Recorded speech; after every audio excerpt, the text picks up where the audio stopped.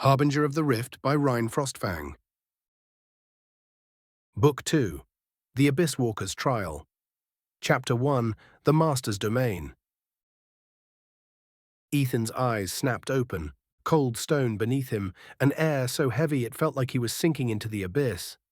A silence that wasn't empty, but filled with something watching. He sat up too fast, his heart hammering. This wasn't Portland. This wasn't his room. This was somewhere else, somewhere wrong, and he wasn't alone. A slow, deliberate clap echoed through the darkness, then a voice, smooth, amused, unmistakable. "Finally awake, little predator." Ethan's stomach twisted, because he knew who it was. The master had taken him. A figure stepped forward from the shadows, tall, impossibly so, draped in a long, flowing black coat, a face that wasn't quite human, but close enough to be unsettling. Eyes like swirling voids, shifting between endless patterns. A smile curved his lips. "Welcome," the master said, spreading his arms, "to my domain."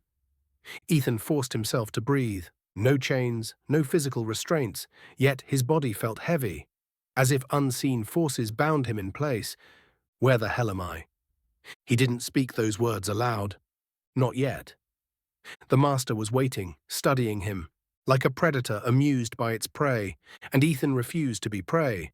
Ethan forced himself to stand. His knees felt weak, but he didn't show it. "Where are we?" he asked, his voice steady. The master's smile widened. "A place outside of places." He stepped closer. Too close, but Ethan refused to flinch. "A realm that exists between the waking and the forgotten," the master mused, "a space not bound by the system's rules." Ethan's breath slowed. Outside the system, beyond the laws of magic and physics, a place where reality could be shaped by the one in control. His fingers twitched toward his daggers. The master laughed. "You won't need those." Ethan gritted his teeth. "Why am I here?" The master's gaze darkened, just slightly. "Because it's time for you to learn, little predator." He tilted his head. "Tell me, do you truly understand what you've become?" Ethan's stomach clenched, because the answer was no. The master took another step forward, circling Ethan. "You sealed the Forgotten One." His voice was low, measured. "But in doing so, you bound yourself to something far greater than you realize." Ethan clenched his fists. "I already know that." The master smirked. "Ah, but you don't know what it means." He stopped directly in front of Ethan, his presence suffocating. "You are not just an adventurer anymore." His voice lowered, almost a whisper. "You are something more." Ethan's mark burned, and then a wave of knowledge crashed into him. Visions, memories that weren't his. The first warden, the one who sealed the entity before, a war fought in secret, outside of time, a cycle, one that had repeated over and over. His breath caught. "You're lying." The master chuckled. "Am I?" The master stepped back, spreading his arms. "Let's find out, shall we?" Dark energy swirled around him, and then Ethan's vision shattered. Book 2, The Abyss Walker's Trial. Chapter 2, A Trial in the Abyss. Ethan's vision shattered. One moment he was standing before the master, locked in a battle of words. The next dash, he was falling. Endless blackness stretched in every direction. No up, no down, just a vast, infinite void. A weightless descent, yet his stomach churned like he was plummeting. The air was cold, pressing against his skin like an unseen force. Then, a whisper. "Let's see what you're truly made of, little predator." The master's voice echoed, but he was nowhere to be seen. Ethan gritted his teeth. This wasn't real. It wasn't a normal place. It was something created, an illusion, a trial. But that didn't mean it wasn't dangerous. Suddenly, impact. Ethan's body hit solid ground, not painfully, but suddenly, like the void had simply decided to stop his fall. He stumbled to his feet, blinking against the gloom. Blackened stone stretched in every direction. No walls, no sky, just endless space. And in the distance, a single figure stood. A humanoid shape. Wrong, distorted, its body was shrouded in swirling shadows. No face, just a hollow abyss where its features should be. Its arms twitched unnaturally, as if its limbs didn't fully belong to it. Ethan's mark burned. The thing watched him, waiting. Then it moved. The shadow lunged. Faster than any monster Ethan had faced before, his instincts screamed. Void step activated. He blinked to the side, the creature's blackened claws missing him by inches. It didn't pause. It twisted. Too fast, and attacked again. Ethan barely managed to block with his daggers, the force rattling his bones. It was strong, faster than him, and worst of all, it was learning. The thing didn't move like a beast. It moved like a fighter, a hunter, like it had fought Ethan before, and it was adapting. Ethan gritted his teeth. His normal attacks weren't working. Its movements mirrored his, like it already knew his combat style. It was his shadow, his own reflection, stripped of its humanity. The realization hit him like a punch to the gut.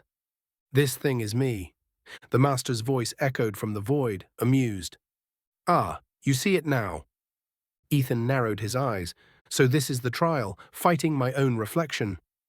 It was more than that. This wasn't just a test of strength. It was a test of control. Ethan stopped dodging. He planted his feet, shifting his stance. The shadow hesitated. Ethan exhaled. If it's learning from me, then I need to do something it can't predict. The shadow lunged again, but this time, Ethan didn't just block. He reached into his mark, the strange power that had been growing inside him since the gate, and he let it flow. Abyssal lock activated. Chains of black energy erupted from the void, wrapping around the shadow. The creature thrashed, its form distorting, its movements slowing. Ethan didn't hesitate. Twin fang strike activated. He rushed forward, his daggers flashing. One blade tore through the creature's chest, the other buried deep into its throat. For a moment, silence. Then, the shadow collapsed, and as it faded, Ethan felt something shift inside him, like a piece of himself had been restored. A slow clap echoed through the void. Ethan turned, chest heaving, his daggers still gripped tightly. The master stood there, watching him with dark amusement. Not bad, he mused. Ethan glared. What the hell was that? The master tilted his head. A lesson. He stepped forward, eyes gleaming. You see, little predator, power is nothing without control. Ethan clenched his fists. That thing was me. The master smirked. Yes and no. He gestured around them. This realm, it is a reflection of your potential. He leaned closer, voice smooth. And potential can be your greatest strength, or your greatest enemy. Ethan's mark pulsed, and deep down he knew. This trial was far from over. Book 2, The Abyss Walker's Trial. Chapter 3, The Labyrinth of Shadows. Ethan gasped awake. His chest rose and fell in quick, uneven breaths, his body drenched in sweat. The air was thick and damp, pressing against his skin like a suffocating weight. The scent of burnt metal and rotting stone filled his lungs, sharp and bitter. Something was wrong. He pushed himself upright, his hands pressing against cold, unyielding stone. The ground beneath him was smooth, but unnatural, like it had been polished by something that wasn't human. His fingers twitched toward his daggers, but the familiar weight of his weapons was missing. A chill ran through him as realization set in. He had nothing. No blades, no supplies, no allies. Panic threatened to claw its way up his throat, but he swallowed it down, forcing himself to focus. This wasn't Portland. It wasn't the ruins.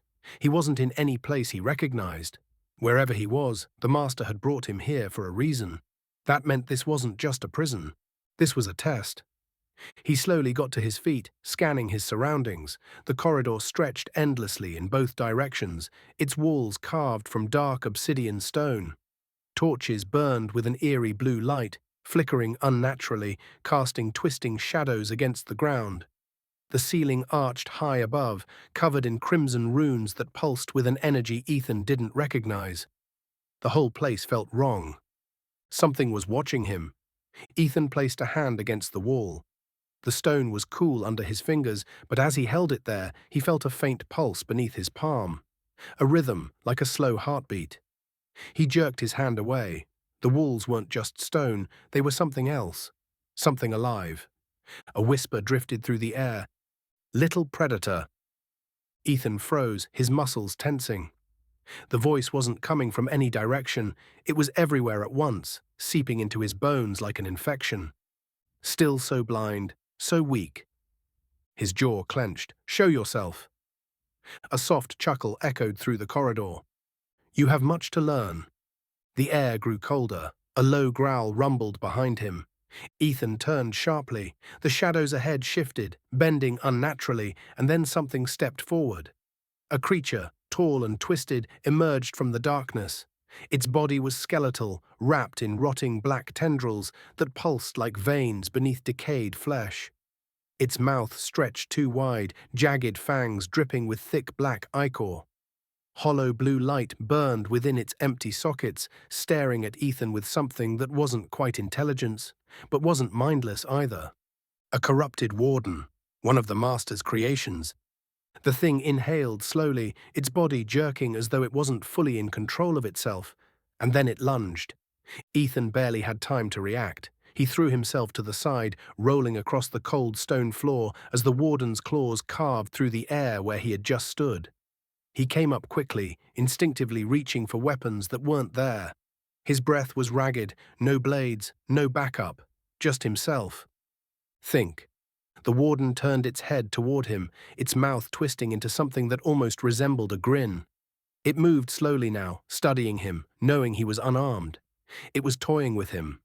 Ethan's eyes darted to the torches lining the walls. Blue flames flickered, casting just enough light to reveal the creature's shifting form. He saw it then. The way its body recoiled slightly whenever it moved too close to the fire. It was weak to fire. His gaze locked onto the nearest torch. It was his only shot. The warden lunged again, faster this time. Ethan surged forward, ducking beneath its swipe and reaching for the torch in one fluid motion. His fingers closed around the wooden shaft, yanking it free from its iron holder. The blue flames danced violently, but they didn't go out. The creature hesitated, its hollow eyes flickered, its body shuddering. Ethan raised the torch. Come on then. A shriek tore from the warden's throat, and it attacked.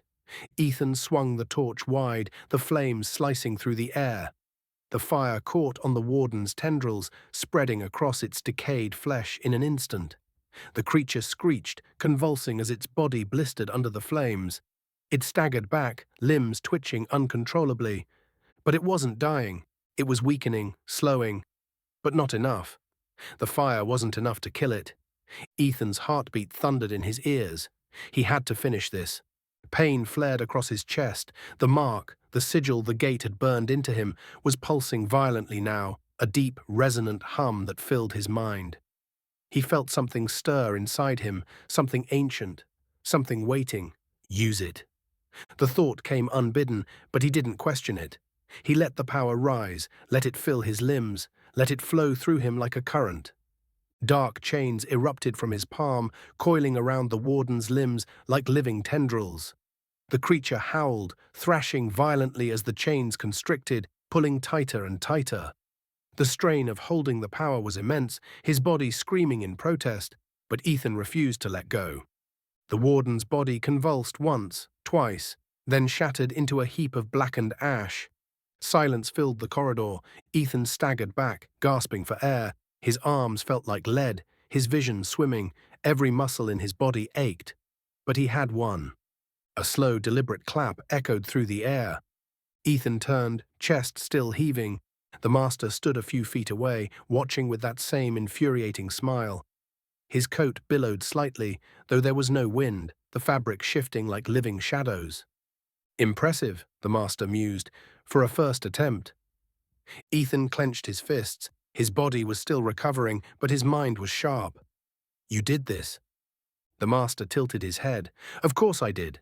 He stepped forward, the ground beneath him rippling like liquid darkness. You are in my domain, little predator.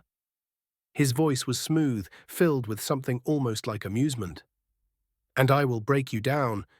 He raised a hand, and the walls around them shattered like glass. So I can rebuild you properly. The world spun.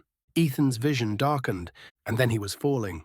Book 2, The Abyss Walker's Trial. Chapter 4, The Abyss Beckons. Ethan fell. The sensation wasn't just physical, it was something deeper, more fundamental. The world around him had shattered like glass, breaking apart into an endless abyss, and now he was plunging into the unknown. There was no wind, no sense of acceleration, just the vast weight of nothing pressing down on him. The master's last words echoed in his mind. "I will break you down, so I can rebuild you properly." His fingers clawed at empty air, instinct demanding he find something, anything, to stop his descent. But there was nothing. No ground, no sky, just darkness stretching infinitely in all directions. A pulse of cold energy shot through his chest. The sigil burned into his skin, flared to life, sending jagged streaks of pain through his veins. His vision blurred, and then impact. Not a crash, not a bone-breaking collision. One moment he was falling, the next his body was on solid ground, his knees hitting hard stone. It was like the abyss had simply decided his descent was over. The transition was so unnatural that his stomach lurched. He gasped, pressing a hand to the ground to steady himself. The air was thick, heavy. The atmosphere here was different. Slowly, he lifted his head. The space around him was vast and endless, but unlike the labyrinth from before, this place had no walls. No ceiling. Just an expanse of black stone stretching infinitely in every direction. Above, a swirling sky of deep violet and black churned like a living thing, streaks of silver lightning flashing through the void. Glowing symbols, ancient and incomprehensible, floated in the air like dying embers. Some pulsed gently, others flickered, barely holding on to existence. Ethan's breath came slow and measured as he took it all in. Then he heard it, the sound of chains. A deep, distant clinking, like something massive shifting in the darkness. His body tensed. He wasn't alone. A shadow moved in the distance. It was tall, humanoid, but not quite right. Ethan's pulse quickened. His feet shifted into a defensive stance. The memory of the corrupted warden still burned fresh in his mind. But this was different. It didn't lunge, didn't attack. It simply stood there, watching. His fingers curled into fists. "Who are you?" The figure didn't answer. Instead, it took a single step forward. The light from the floating runes flickered as it moved, and for the first time, Ethan saw it clearly. It looked like him. Not an exact replica, not like the shadow wraith from before. This was something worse. The creature was wrapped in a shifting, liquid black substance, almost like armor, its surface rippling like disturbed water. Its face was obscured, hidden beneath the inky darkness, but two glowing slits. Deep violet, nearly identical to Ethan's own eyes, pierced through the void. It radiated something ancient, something overwhelming, something familiar. Ethan's breath hitched. This wasn't just a shadow, this was him, or at least something that had once been. The realization hit him like a hammer. This was the Mark's doing. The power of the Abyss Walker, the weight of being the warden of the Forgotten. The creature took another step forward, and the chains rattled again. Ethan frowned. The sound wasn't coming from the entity itself, it was coming from somewhere beyond it, somewhere behind it. His gaze shifted, and that's when he saw them. The chains stretched out into the darkness, disappearing into the void beyond. Some were broken, others held firm, and at the center of it all, something vast and unknowable stirred. Ethan's body locked up. It wasn't fully awake, not yet. But the weight of its presence alone was enough to crush lesser minds. Even without seeing it, he knew what it was. The Forgotten One. The entity he had sealed away. It wasn't gone. It wasn't defeated. It was waiting, watching. And even now it was still whispering. The chains will break again. The shadow moved. Ethan barely had time to react before it was there, lunging at him with speed that blurred the space between them. His instincts screamed, and he twisted to the side just as a blackened blade, an exact replica of his own daggers, sliced through the air where his throat had been. There was no time to think. The thing came at him again, faster this time, its movements fluid and relentless. Ethan dodged back, barely keeping up, his body reacting on pure instinct. The ground cracked beneath his feet as the entity's next strike slammed down, sending shards of black stone flying in all directions. Ethan cursed. He needed a weapon. He needed... Pain flared through his chest. The mark burned hotter, sending a surge of energy through his veins. His vision blurred, then sharpened. A voice. "You do not need a weapon. You are the weapon." His fingers twitched, and suddenly a dagger formed in his hand. Not metal, not steel. A blade of pure abyssal energy flickering between solid and smoke. His eyes widened, but there was no time to process. The shadow attacked again, and this time Ethan met it head-on. The clash of their blades sent shockwaves through the void. Ethan's mind raced, adapting, reacting. The entity was strong, but so was he. Their movements mirrored each other. Every strike met with equal force, every dodge countered with a relentless pursuit. It was like fighting a reflection, a test of what he had become, and for the first time Ethan understood. This wasn't an enemy. It was the Abyss Walker inside him. It wasn't trying to kill him. It was trying to see if he was worthy. A smirk pulled at his lips. Fine, let's see who lasts longer. He shifted his stance, his grip tightened, and then he attacked. Book 2, The Abyss Walker's Trial. Chapter 5, The Abyss Walker's Reckoning. Ethan's heartbeat thundered in his ears, his breath coming sharp and fast. The dagger of abyssal energy flickered in his grip, unstable, like it wasn't fully formed. Across from him, the shadowed reflection stood motionless, twin blades in its hands, identical to his own. Neither moved. The silence was suffocating. Then, without warning, the shadow lunged. Ethan barely had time to react before the first dagger lashed toward his throat. He twisted away, the blade slicing through the air where his neck had been a second ago.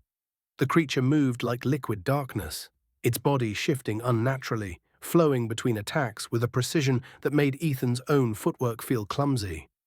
A second strike came, aimed for his ribs. He barely managed to parry, his abyssal dagger colliding with the shadow's weapon in a violent crack. The impact sent shockwaves through his arm, but he forced himself to stay grounded. The shadow's movements were flawless. It wasn't just attacking him, it was studying him, testing him. Ethan gritted his teeth. If you're supposed to be me, then you should know.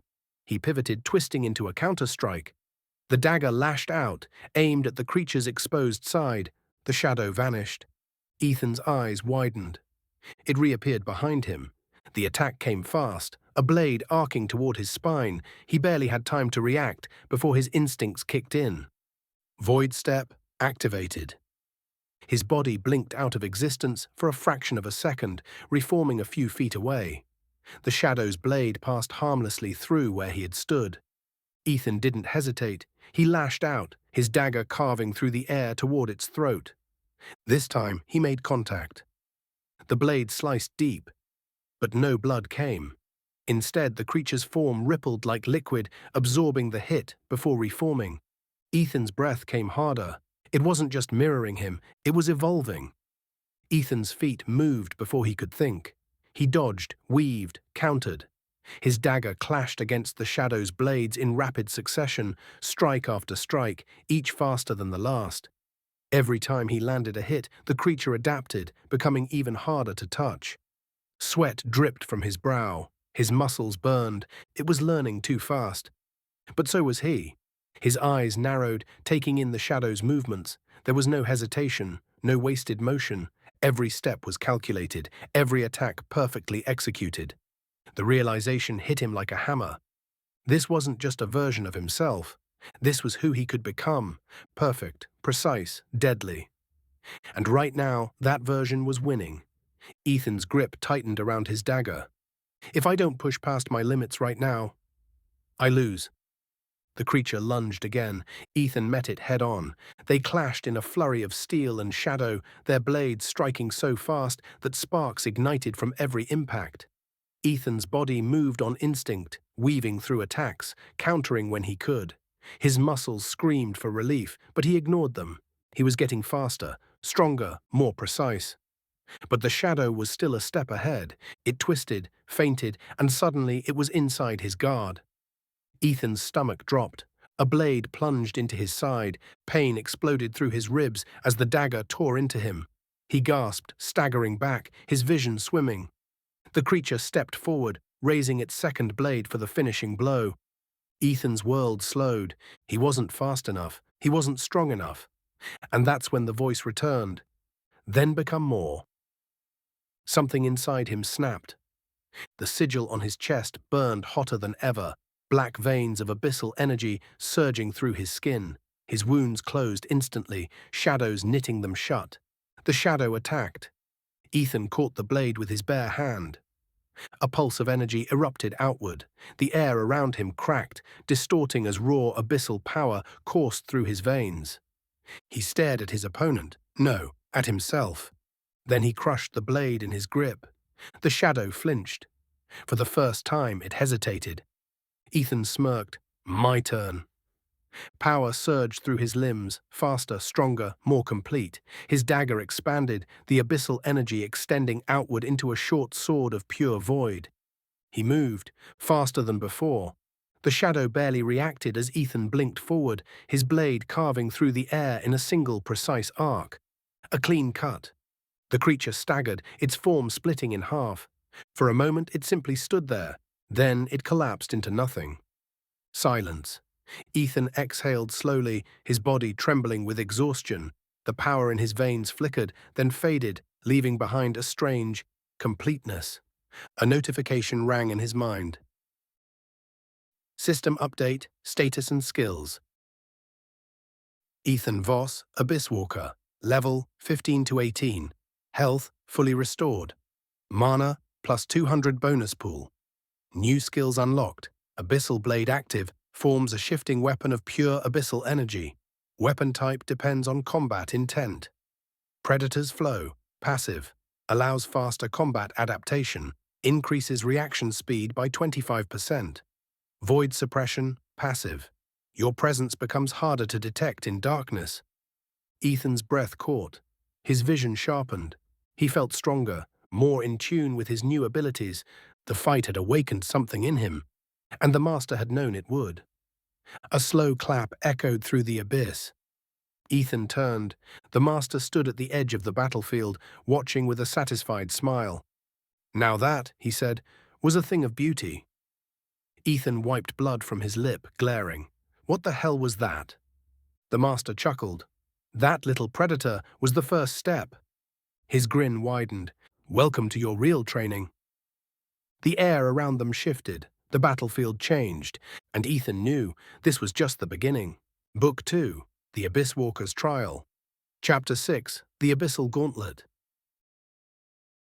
Ethan's breathing was still uneven, his heart hammering against his ribs as the power settled inside him.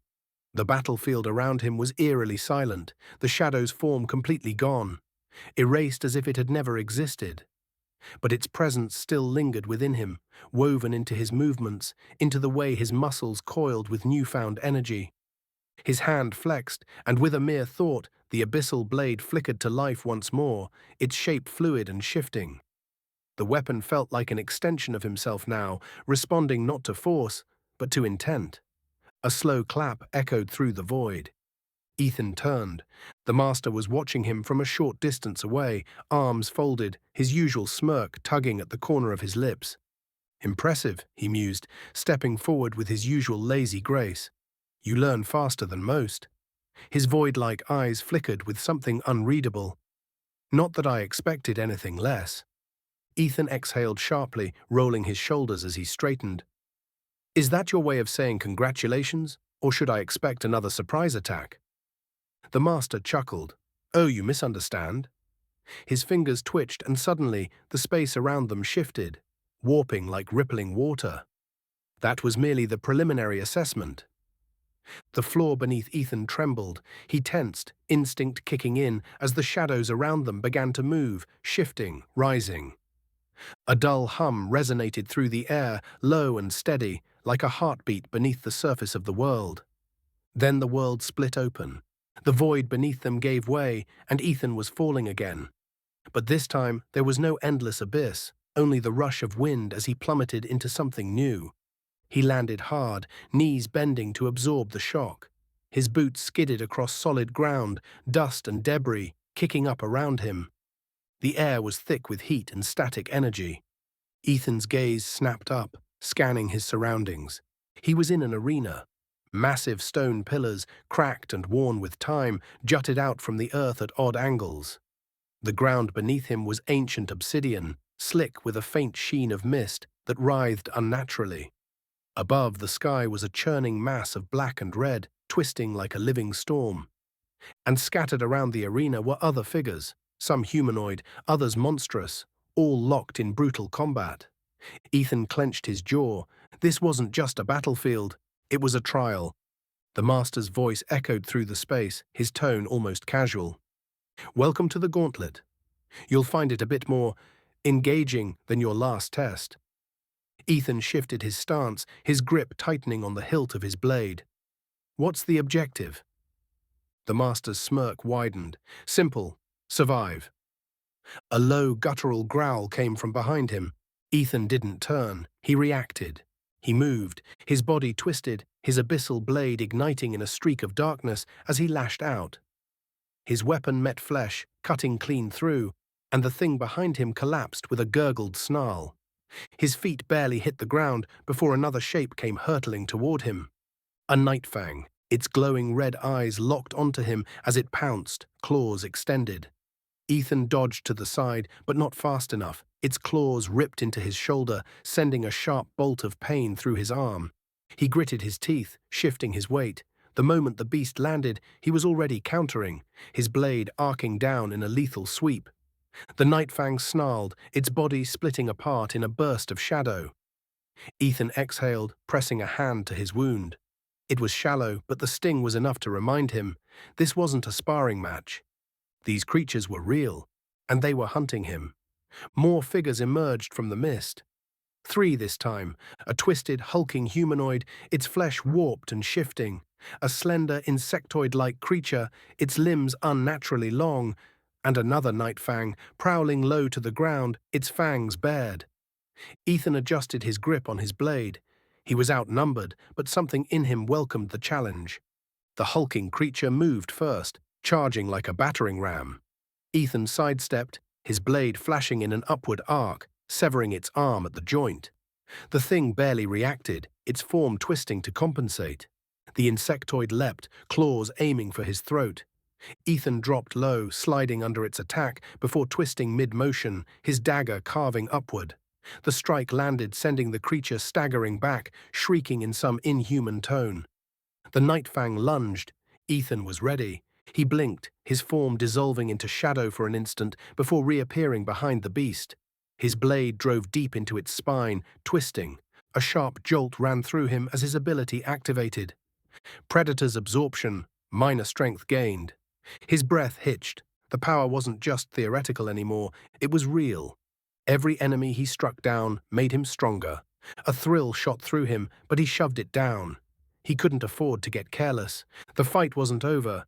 The space around him flickered for a brief moment as his mind registered a shift in his power. Ethan exhaled slowly. He could feel the difference.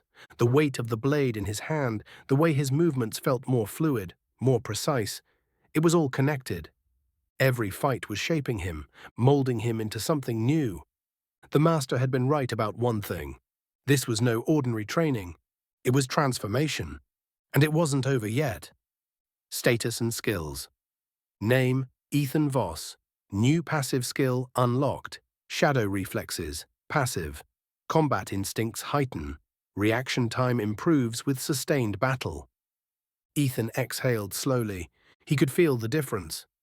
The weight of the blade in his hand, the way his movements felt more fluid, more precise. It was all connected. Every fight was shaping him, molding him into something new. The master had been right about one thing. This was no ordinary training. It was transformation. And it wasn't over yet. The arena trembled. The air grew colder. Ethan's muscles tensed as a massive shadow loomed before him. This wasn't just another beast. This was something else. The master's voice drifted through the air, carrying a note of amusement. Let's see if you can handle something a little more advanced. A pair of massive glowing eyes opened in the darkness. The ground cracked beneath its weight. Ethan steadied himself. Whatever this was, it wasn't just another opponent.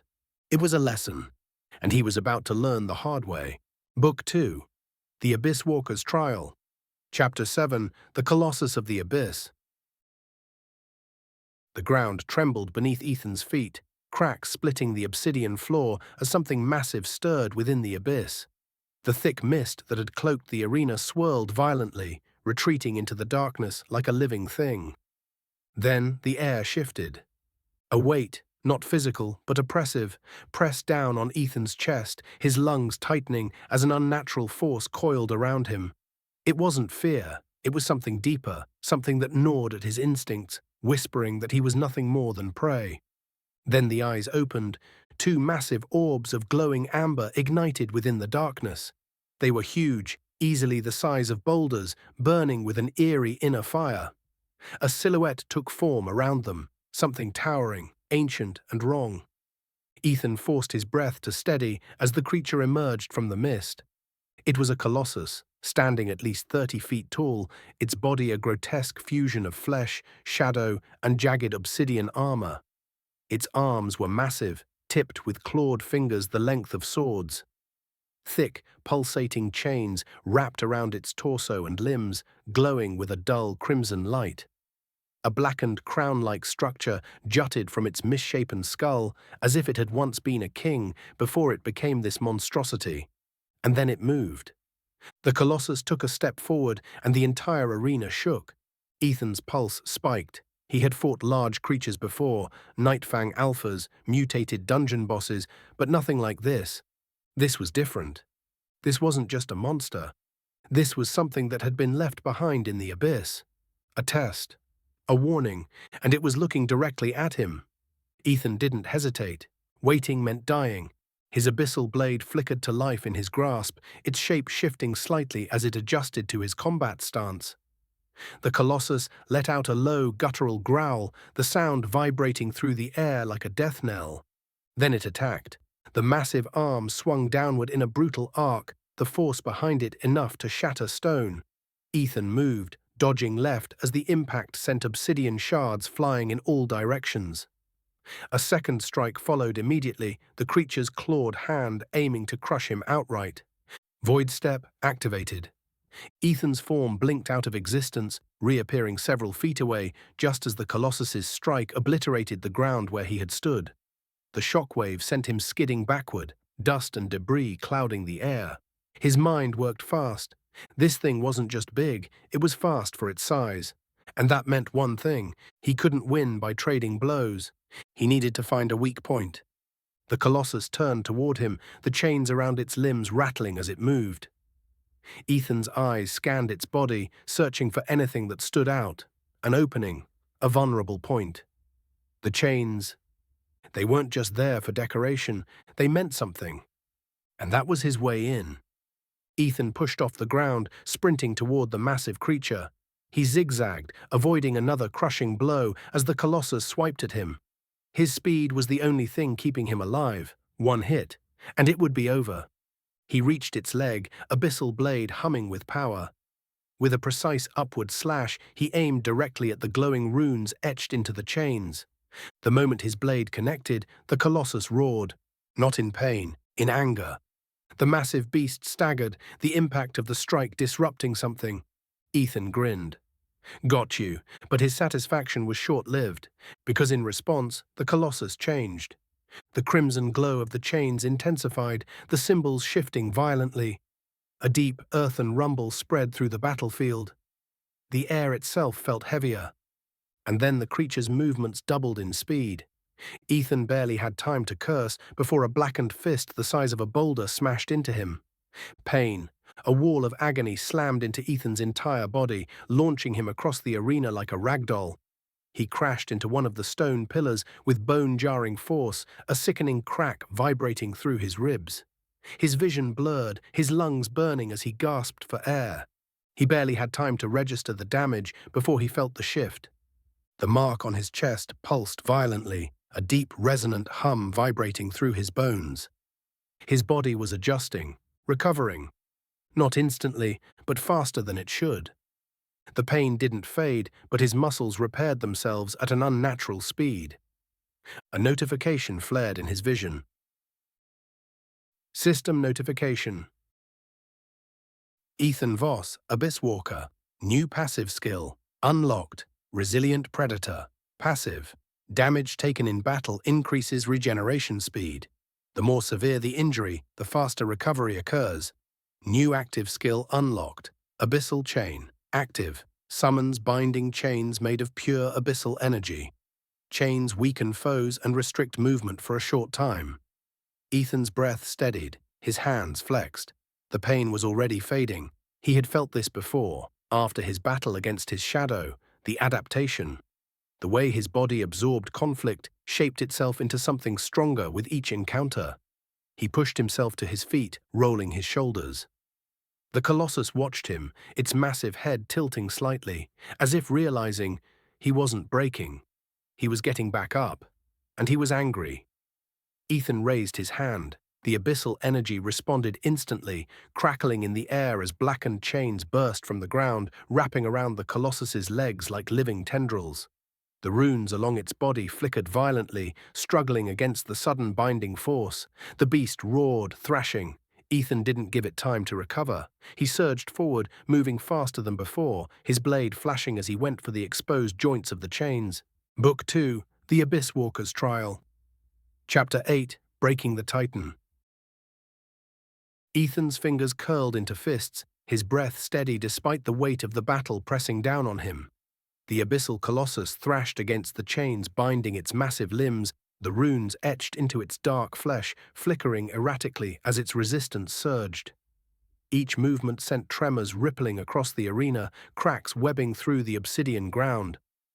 Ethan felt the energy flowing through him, the abyssal power reacting to his will as his chains tightened, restricting the creature's movement.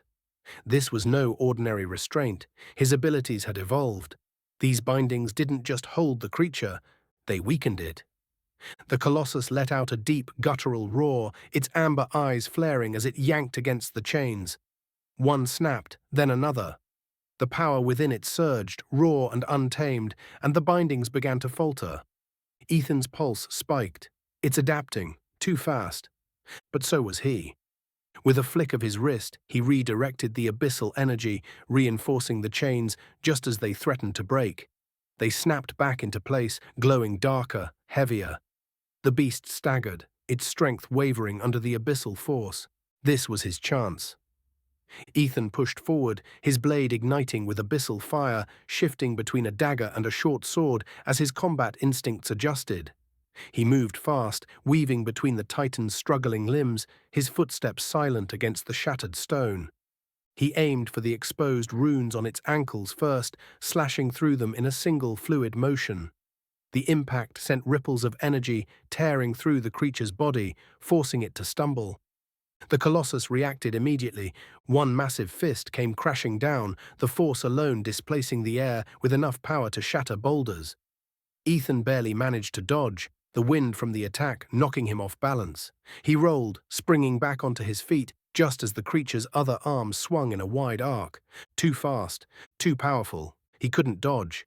Instead, he did something reckless. Instead of moving away, Ethan phased through the attack, reappearing inside the creature's guard. It was an opening the colossus hadn't expected, and Ethan took full advantage. With a powerful upward slash, he carved a deep wound into the creature's knee, aiming for the joint that supported its weight.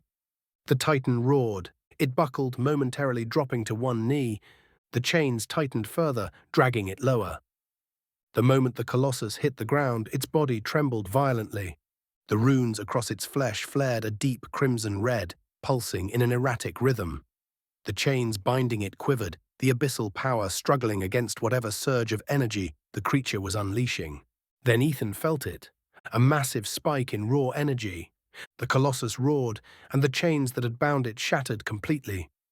A shockwave erupted outward, and before Ethan could react, he was sent hurtling across the arena. His back slammed against an obsidian pillar, the impact forcing the air from his lungs. His vision swam, the world tilting as he forced himself to stay conscious. Every inch of his body ached, but his regeneration was already working, repairing the damage as fast as it could. He wiped blood from his lip and looked up, just in time to see the colossus charging. It wasn't weakened anymore, it was furious. Ethan's mind raced. He needed to end this, now. The colossus lunged, both fists raised to crush him. Ethan reacted instinctively. He raised his hand, and the abyss responded. Abyssal chain, overcharge activated.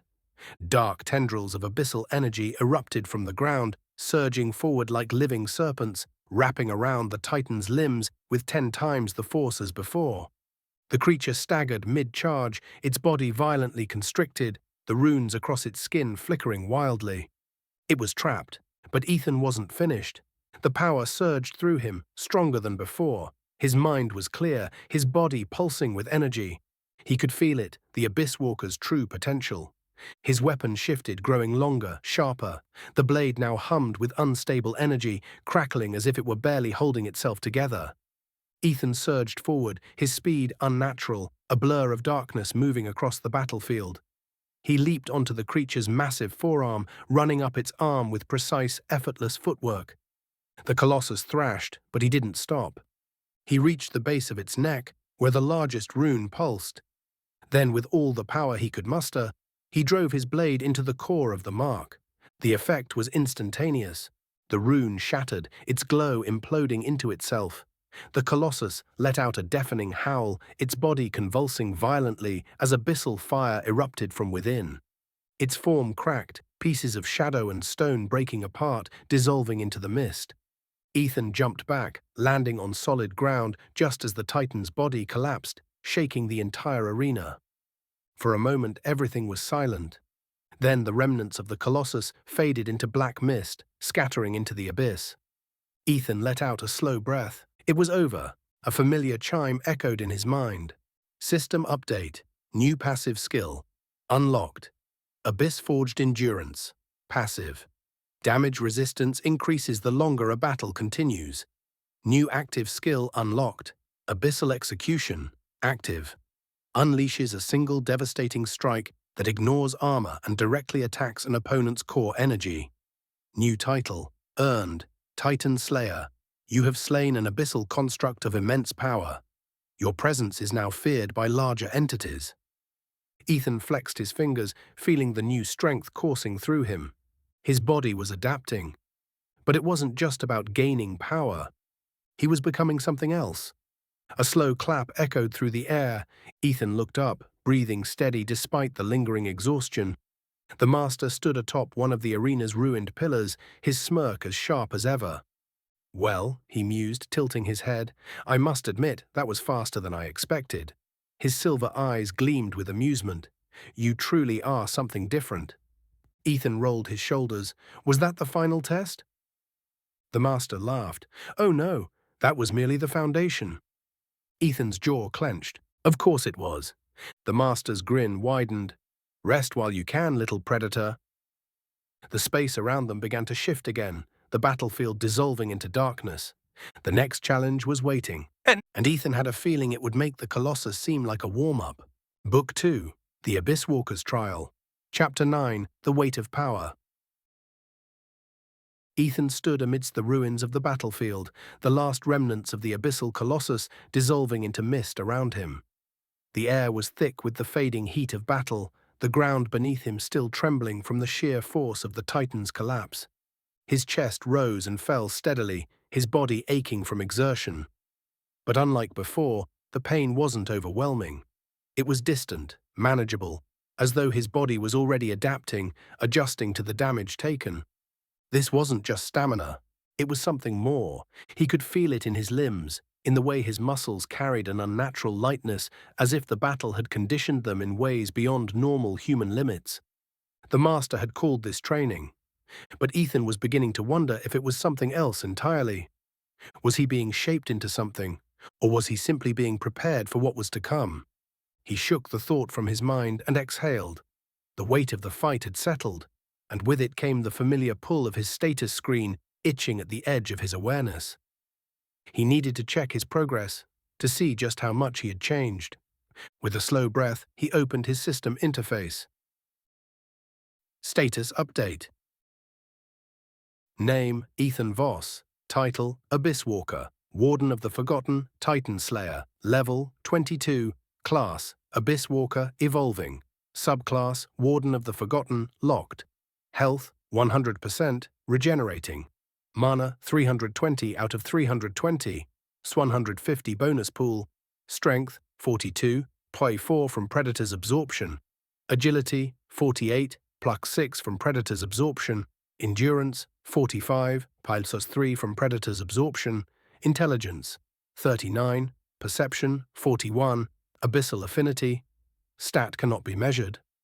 Abilities, Passive Skills, Predator's Absorption, SSS, passive. A portion of slain enemies' stats are absorbed at random. Low chance to gain skills from enemies. Shadow Reflexes, reaction time increases in sustained battle. Resilient Predator, the more damage taken, the faster wounds recover.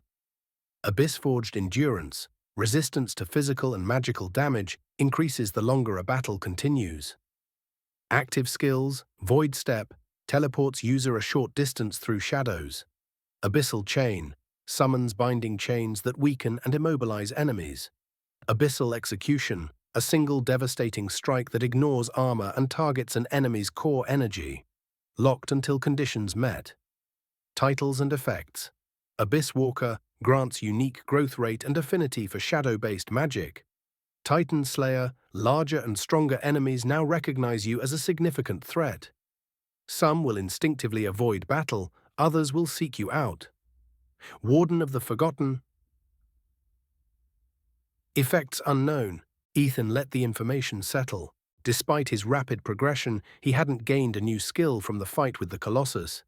He had absorbed a handful of stat points, but no abilities. A reminder that his Predator's Absorption skill was rare, even for him. He had gotten lucky in the past, but he couldn't rely on that luck forever. That was fine.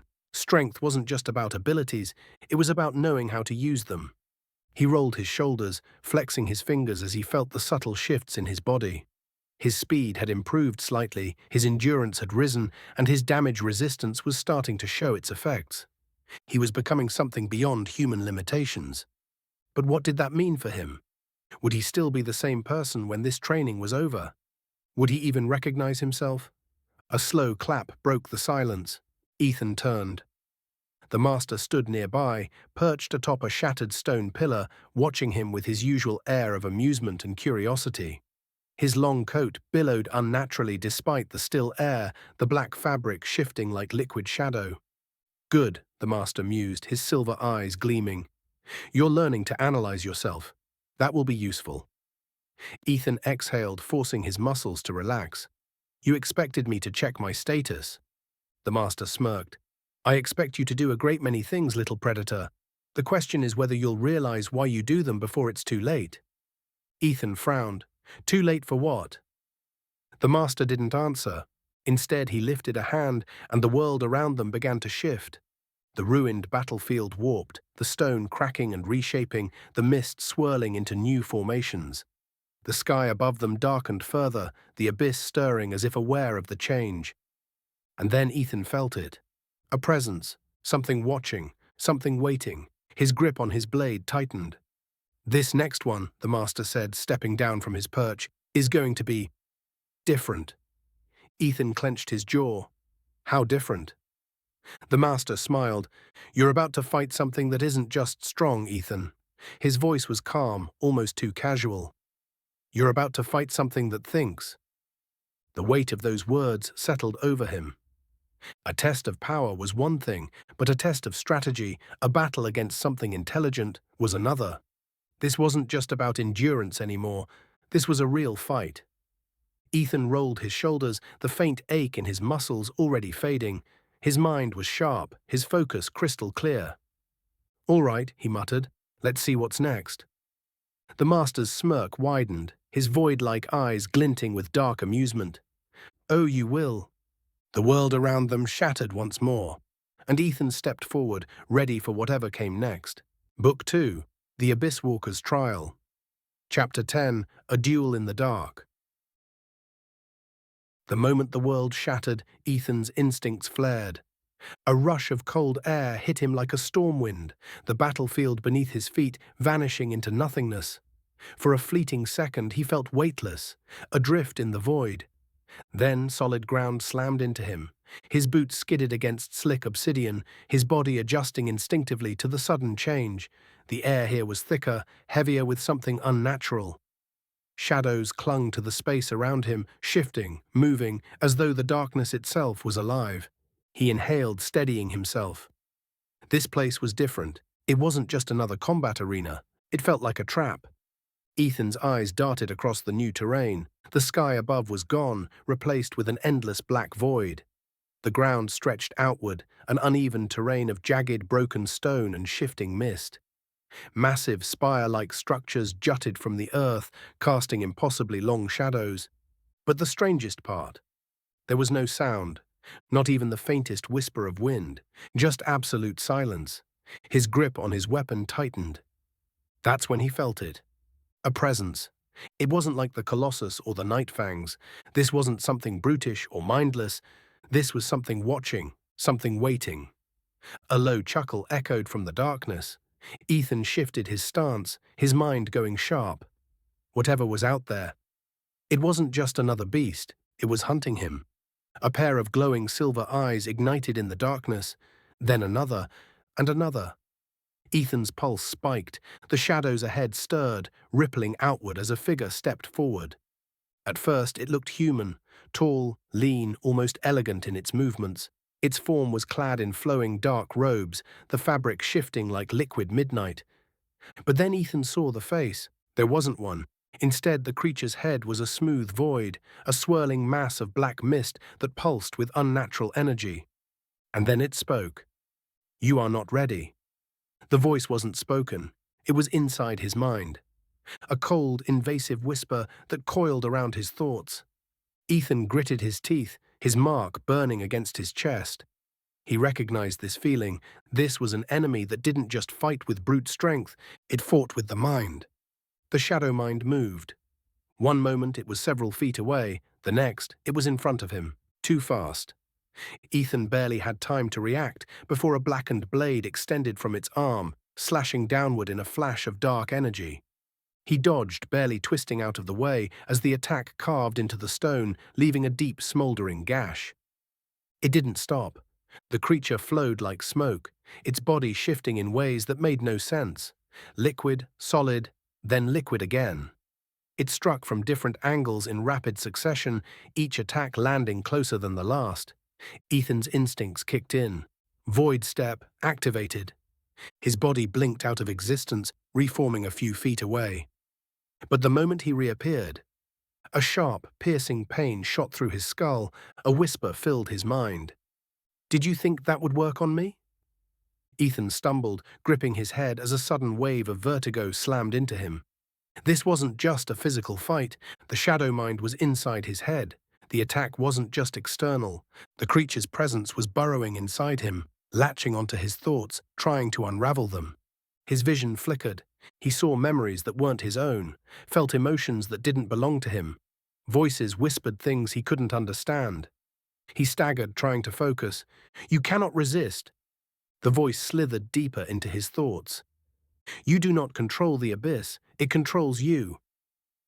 Ethan clenched his jaw, forcing himself to center. This was mind magic. A manipulation attack designed to break his focus, to make him doubt his own senses. He needed to fight back, not with brute force, but with clarity. He shut his eyes, took a slow breath, focused only on himself. Ethan felt the abyss inside him. The power that had been growing, shifting, evolving. He didn't fear it. He didn't resist it. He embraced it. A pulse of energy erupted outward, a sharp, controlled burst that sent the whispers recoiling. The pressure inside his skull lifted. The shadow mind staggered backward. Ethan's eyes snapped open. The creature had expected him to crumble. Instead, he had adapted. His stance shifted. His breathing steadied. The fear was gone and Ethan moved. He closed the distance instantly, abyssal blade flashing in a perfect arc. The shadow mind reacted too late. Ethan's blade sank deep into its torso. The creature let out a soundless shriek, its form convulsing, flickering like a broken projection. But Ethan didn't stop. With a sharp twist, he drove his dagger deeper, abyssal energy surging through the strike. The shadow mind collapsed, its body unraveled, dissolving into a thick black mist. The pressure in the air vanished. The battlefield grew silent once more. Ethan stood over the fading remnants of the creature, his pulse steady. It was done. Ethan exhaled. No skill gain, just minor stat improvements. That was fine. This fight had never been about power. It had been about control. And he had won. A slow, approving clap filled the silence. Ethan turned. The master stood at the edge of the battlefield, his expression unreadable. Now that, he said, was very interesting. Ethan wiped sweat from his brow. Enjoy the show? The master's smirk deepened. Oh, immensely. But don't get comfortable just yet, little predator. He took a step forward, and the shadows stirred again. There's still more to learn. Book 2, The Abyss Walker's Trial. Chapter 11, A Lesson in the Abyss. Ethan's breath steadied as the remnants of the shadow mind faded into mist, the thick abyssal energy dispersing into the air like smoke caught in a slow current. He could still feel the faint pressure lingering at the edge of his consciousness, a whisper of the battle, of the creature's attempt to unravel his mind. But he had won, not through brute strength, but by something far more dangerous. Control. He rolled his shoulders, stretching out the tension in his muscles. His regeneration had already patched the minor injuries, but his mana reserves were lower than he liked. The fight had forced him to rely on Void Step and his abyssal abilities more than usual, and now he could feel the exhaustion creeping in beneath the surface. A slow, deliberate clap echoed through the shifting darkness. Ethan turned, unsurprised to see the master watching him from a short distance away, standing atop one of the jagged stone spires. His coat billowed around him, the fabric shifting like living shadows, responding to some unseen force. Better, the master mused, his silver eyes gleaming. You didn't let it consume you. Ethan exhaled through his nose. Figured that would be a bad idea. The master smirked, stepping down from his perch. His movements were too smooth, as though gravity had no real hold on him. Tell me, little predator, he said, folding his hands behind his back. Do you know what that fight truly meant? Ethan crossed his arms, gaze sharp. You're going to tell me it was some deep metaphor about the abyss and my own mind, right? The master chuckled. Clever, but incomplete. He circled Ethan slowly, his tone calm, almost conversational. The shadow mind wasn't just an opponent. It was a reflection of something far older than you. Something you will encounter again, and when that time comes, his silver eyes glinted. You won't be fighting something so small. Ethan frowned. You mean the Forgotten One? The master tilted his head, an amused look flickering across his face. You sealed it. But do you truly think that means it's gone? A pit formed in Ethan's stomach. He already knew the answer to that question. The Forgotten One hadn't been defeated. It had been contained, for now. But the chains wouldn't hold forever. The master's voice was quiet when he spoke again. It's waiting for you, Ethan. And when those chains finally break, you will have two choices. Ethan held his gaze. And what are those? The master's smirk faded. You will either be the warden that stands against it. The air around them shuddered, an unseen force pressing down on Ethan's chest. Or you will become part of it. Silence. The word settled into Ethan's bones like a weight. This entire trial, this entire process. It wasn't just about making him stronger. It was about preparing him for the moment that would decide everything. He didn't know how much time he had before that moment came. But he refused to let himself be unprepared. Ethan straightened, clenching his fists. Then I guess I better make sure I'm ready, huh? The master studied him for a long moment, then slowly a grin crept back onto his face. Good. The pressure in the air lifted, and the darkness around them began to shift again. Then let's begin the next lesson. The battlefield melted away, shifting into something new. Ethan found himself standing on solid ground, but this time the terrain was different. The jagged ruins and cracked obsidian stone had been replaced by a vast, empty expanse, a smooth, circular platform made of something that looked like polished onyx. Above them, the sky remained an endless void. The master strode to the center of the platform and turned, his expression unreadable. Tell me, Ethan, he said, what is the abyss? Ethan blinked. It's shadow magic. A different kind of power. The master sighed, shaking his head. A child's answer. He gestured to the space around them. The abyss is not just an energy source, it is not a tool or a magic to be wielded. His silver eyes met Ethan's. It is alive. Ethan frowned. Alive how? The master stepped forward. Every time you fight, every time you push yourself further, you feel it, don't you? Ethan hesitated, because he had. That moment in the fight with the shadow mind, the way the power had surged when he stopped resisting, the way it felt like it responded to his will. The master nodded, as if reading his thoughts. You are beginning to understand. The abyss doesn't just exist, it chooses. Chooses what? Ethan asked, voice steady. The master's grin returned, sharp as a blade. Who is worthy? Ethan's jaw clenched. This power wasn't something that could just be taken. It wasn't something that anyone could learn. It was something that accepted you or consumed you. The realization hit him hard. So if I fail, he said slowly, it won't be because I wasn't strong enough. The master inclined his head. It will be because you were not chosen. The silence between them was thick. Ethan took a slow breath. He could feel it now, the abyss at the edge of his awareness, a presence that wasn't quite sentient but wasn't mindless either. It was waiting, watching, testing. He exhaled, focusing. Then let's stop talking and get back to training. The master chuckled. Eager, aren't we? Ethan cracked his neck. The abyss isn't going to choose me if I sit around talking about it. The master smirked. No, it certainly won't. The platform beneath them rippled, the onyx surface shifting as new shapes began to rise, weapons, obstacles, moving shadow forms that looked eerily humanoid. Ethan rolled his shoulders. Whatever this next phase of training was, he was ready for it. The master's voice was calm as he raised a hand. Then let's begin. The first opponent lunged, and Ethan met it head-on. Book 2, The Abyss Walker's Trial. Chapter 12, The Abyssal Forge. The first opponent lunged. Ethan barely had time to register its shape before it was on him, a blur of shifting darkness and violent intent. His body reacted instinctively, rolling to the side as the enemy's blade sliced through the space where his head had been. The thing moved like liquid shadow, humanoid in form but lacking any true definition, its features blurred, its body flickering in and out of solid shape, like a nightmare struggling to stay in reality. Ethan's grip on his weapon tightened. He had fought beasts, aberrations, and abyssal horrors, but this was different. This was a duel, not against a mindless creature, not against a towering brute, against something designed to kill him. And he had a feeling it wasn't alone. The moment Ethan dodged the first strike, another shadow detached from the swirling darkness of the arena. Then another, and another. Within seconds, 4 figures surrounded him, their silhouettes flickering like living afterimages.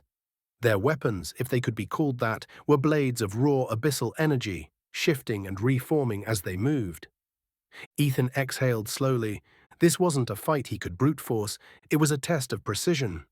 The first shadow moved again, closing the distance with a sudden burst of speed. Ethan raised his dagger, parrying just in time, the impact sending a cold vibration through his arm. The second followed immediately, striking from his left.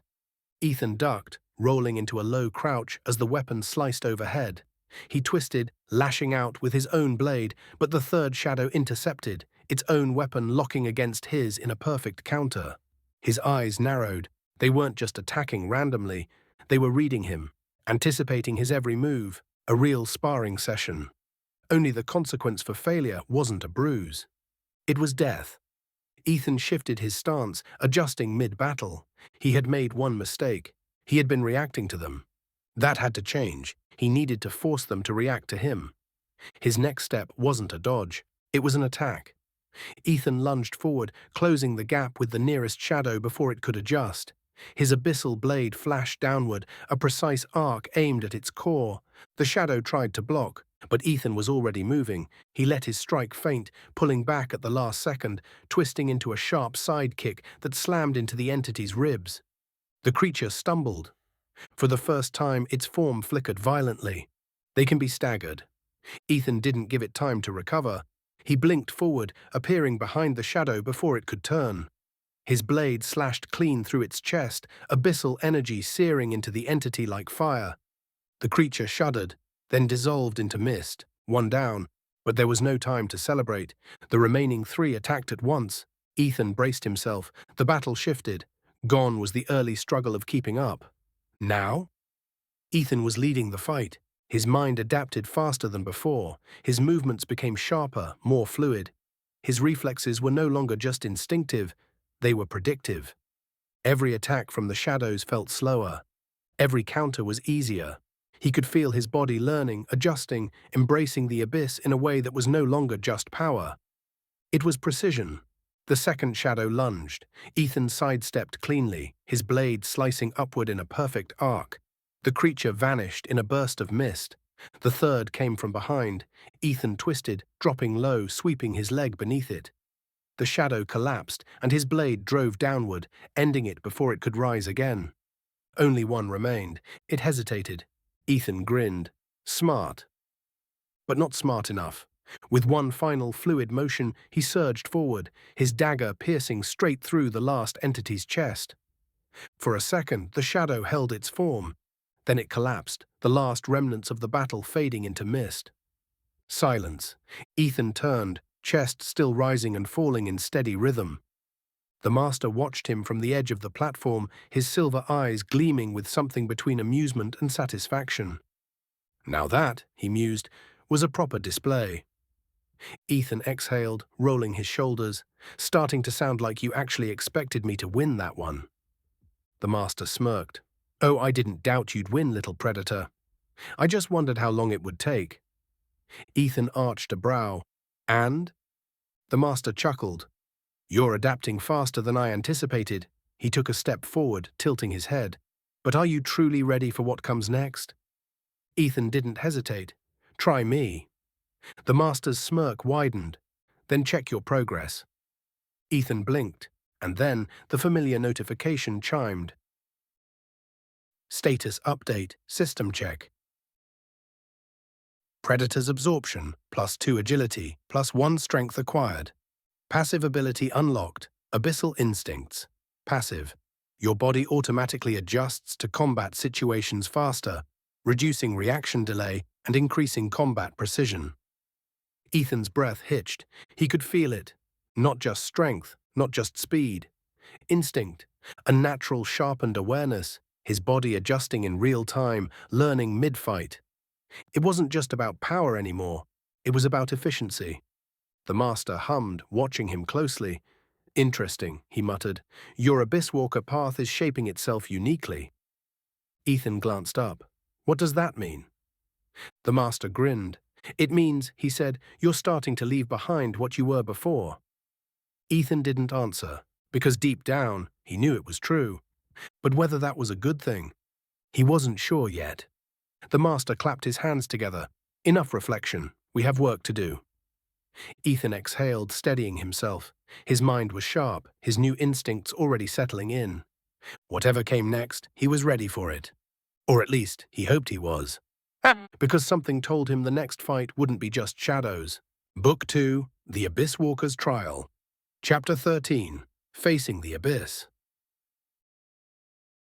Ethan stood at the center of the arena, his breath steady despite the lingering tension in his muscles.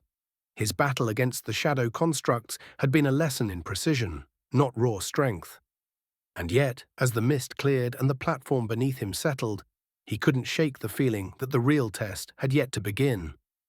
The master stood a short distance away, watching him with an unreadable expression. His silver eyes gleamed in the dim light, reflecting something both expectant and calculating. You're beginning to understand now, aren't you? He mused. Ethan exhaled slowly. That wasn't just about winning a fight. It was about control. A smirk flickered across the master's lips. Correct. He took a slow step forward, his long coat shifting like liquid shadow. You're learning, little predator. But tell me, do you know what comes next? Ethan clenched his jaw. Another fight. The master chuckled. You're not wrong. But this time, it won't be against something crafted for you. The air around them rippled. A chill ran down Ethan's spine. This wasn't like before. Something was different. The master tilted his head slightly, as if listening to something Ethan couldn't hear. Then, in a voice softer than before, he said, "The abyss is watching you now." And with those words, the arena changed. The ground beneath Ethan's feet trembled. The smooth obsidian of the training platform fractured, jagged cracks splitting outward in all directions. Chunks of stone broke free, floating weightlessly into the air like shattered debris caught in slow motion. The void above them swirled, a deep inky black spiraling like a churning vortex. The edges of the world blurred, no longer defined by physical space, but by something more fluid, more alive. Ethan's instincts screamed at him. This wasn't the master's doing. This was the abyss itself. The space twisted, pulsing with an eerie energy that made his skin prickle. Then, out of the shifting darkness, something began to take shape. A figure emerged. Ethan's breath hitched as the entity stepped forward. It was humanoid, tall, imposing, clad in jagged armor made of abyssal energy. The plating shifted constantly, pulsing like a living thing, as if it wasn't entirely solid. Its helmet was featureless, save for two piercing violet slits, burning like twin embers in the void. It carried no visible weapon, but the moment it raised its hand, a blade of pure black fire ignited in its grip. A sword forged from the abyss itself. Ethan knew what this was. It was a warden. Not a mere warrior, not a construct, a true guardian of the abyss. And it was here to test him. The master's voice reached him, distant and almost amused. "If you want to claim the title of warden, you must first prove you deserve it." Ethan swallowed, his fingers curled around the hilt of his abyssal dagger. This wasn't like his previous fights. This wasn't a test of skill. This was a battle of inheritance. And he had no choice but to win. The abyss-born warden moved. It wasn't fast. It wasn't slow. It was inevitable. Ethan barely had time to brace before the blackened blade came down in a clean, perfect arc. He threw himself to the side, the strike carving through the air with a sound like tearing reality. His boots slid across the broken ground, his breath sharp. The warden turned, its hollow gaze locked onto him. No hesitation, no wasted movement, just pure efficiency. Ethan gritted his teeth. This thing fought like a swordsman perfected. If he wanted to survive, he had to match it. He surged forward, his abyssal dagger flashing in a counterstrike aimed at its ribs. The warden deflected effortlessly. The impact of their blades sent a shockwave of energy outward, the very air distorting from the force. Ethan felt the weight of it vibrate through his arm, but he held firm. A second attack came, a backhanded slice toward his shoulder. Ethan ducked, pivoting on his heel as he countered with a rapid reverse stab. Again the warden blocked. Then it twisted its wrist, locking Ethan's weapon in place. Ethan's eyes widened. "It's reading my movements too fast." Before he could disengage, the warden lashed out with its free hand, slamming a palm into his chest. The impact sent him flying. He crashed into the ground, his body skidding across the obsidian surface, pain flaring through his ribs. His breathing hitched, but his regeneration kicked in instantly. Still, he could tell. The warden wasn't even trying yet. Ethan pushed himself up, shaking the dust from his cloak. He couldn't afford to fight on reaction alone. He needed a plan. The warden is precise. No wasted movement. No unnecessary attacks. It doesn't fight with emotion. It fights with logic. That meant it could be baited. Ethan adjusted his stance, loosening his grip on his dagger. His body shifted into something less aggressive, more reactive. The warden noticed. It tilted its head slightly, as if analyzing the change. Then it attacked again. This time, Ethan didn't dodge immediately. He let the strike come closer, closer than was comfortable, before twisting at the last second, just barely avoiding the lethal arc. The warden's follow-up strike was already incoming, but that was what Ethan had been waiting for. Instead of backing away, he stepped forward. He parried at the last moment, twisting his body as his free hand shot toward the warden's exposed flank. A clean hit. The impact wasn't deep, but it forced the warden to stagger. Ethan grinned. It can be thrown off balance. But before he could follow up, the warden's free hand lashed out, gripping his throat. Ethan's vision blurred as he was lifted into the air. A voice, cold and hollow, resonated in his mind. "You are not ready." The grip tightened. The abyss pulsed, and for the first time in a long time, Ethan felt fear. Book 2, The Abyss Walker's Trial. Chapter 14, Trial by Darkness. Ethan struggled as the abyss-born warden's iron grip tightened around his throat. The pressure was unbearable. His lungs burned as his body dangled helplessly, feet barely scraping against the fractured stone beneath him. The warden's glowing violet eyes bored into him, its featureless helmet revealing no emotion, no satisfaction, no anger, only judgment. "You are not ready." The words weren't spoken aloud. They resonated inside his mind. His vision flickered, black spots creeping into the edges of his sight. His hands clawed at the warden's arm, but its form was solid as the abyss itself. This wasn't like fighting the shadow mind. This wasn't a test of skill or strength. This was punishment. The warden was not an opponent. It was an executioner, and Ethan was the condemned. A voice slithered through Ethan's thoughts. "You cannot win." The pressure increased, his ribs creaking under the crushing force. "You are not worthy." A sharp pulse of pain tore through his body. His mark, the sigil of the Abyss Walker, burned into his chest, flared violently. The heat was unbearable, scorching him from the inside out. Ethan gasped, but no air came. This wasn't just a fight anymore, this was a choice. He could feel the abyss watching him, waiting for him to submit, to let go, to fade into nothingness. But something inside him refused, not out of fear, not out of desperation, but out of something stronger. Something that had carried him through every fight, every loss, every painful moment since the system descended upon the world. Will, a will that had never broken. A will that never would. Ethan clenched his fists. And then he acted. Ethan stopped resisting, stopped struggling. Instead, he focused. The abyss-born warden's grip was still tight, still crushing his windpipe, but Ethan could feel something else beneath it. A connection. A thread of abyssal energy linking them together. It was faint, almost imperceptible, but it was there. If it can affect me, then I can affect it. His body went still. The warden hesitated for half a second, just long enough for Ethan to lash out with his own power. The sigil on his chest flared violently, sending a shockwave of abyssal energy surging outward. The warden recoiled, its grip loosened. That was all Ethan needed. His hand shot forward, grasping the warden's wrist. The abyss reacted instantly. Blackened tendrils of energy erupted from Ethan's palm, wrapping around the warden's arm like living chains. For the first time, the warden's movements faltered. Ethan felt it. The shift, the power dynamic between them was no longer one-sided. The warden had recognized his resistance, and now it was forced to acknowledge him. Ethan twisted his body, using the momentum to wrench himself free from the warden's grasp. He hit the ground hard, rolling before coming up into a crouch, one hand pressed against the broken obsidian beneath him. His chest heaved, each breath sharp and ragged. His neck throbbed, but the pain was already fading, his regeneration surging to mend the damage. The warden stood motionless, its violet eyes locked onto him. For a long moment, neither of them moved. Then the warden raised its hand once more, its abyssal blade reignited, burning with an energy even darker than before. Ethan grinned through the pain. Round 2, then.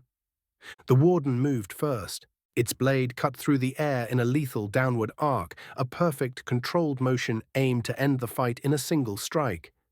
But Ethan was ready this time. His own blade, now humming with abyssal energy, met the attack head-on. The collision sent a shockwave ripping through the battlefield, cracks webbing outward from where they stood. For the first time, Ethan didn't just react to the warden's attacks. He matched them, strike for strike, blow for blow. He could feel the abyss flowing through him, adjusting, refining his movements, sharpening his instincts to match the warden's own perfection. This was more than just a fight now. This was a duel between equals. Ethan's perception shifted. The warden wasn't unstoppable. Its movements weren't unpredictable. It had patterns, flaws he could exploit. It had tested him before. Now he was testing it. The warden slashed high. Ethan ducked low, countering with a sharp, precise stab toward its core. The warden twisted, avoiding the blow, but Ethan was already moving, his blade shifting to match its counter. Their weapons clashed again and again, each strike faster than the last. The warden fought with cold efficiency. Ethan fought with adaptation and will. And slowly, strike by strike, counter by counter, he gained ground. He could feel it. The warden wasn't treating him like an intruder anymore. It was treating him like a potential successor, like a warden in the making. The warden attacked again, a powerful horizontal slash meant to force Ethan into a corner. But this time, Ethan stepped forward. Instead of dodging, he pushed through the attack, weaving inside the warden's guard. His dagger lashed out, not toward its body, but toward the mark on its chest. The moment his blade connected, the world shifted. The warden froze. A sharp pulse of abyssal energy rippled outward, shattering the remnants of the battlefield. And then, for the first time, the warden spoke.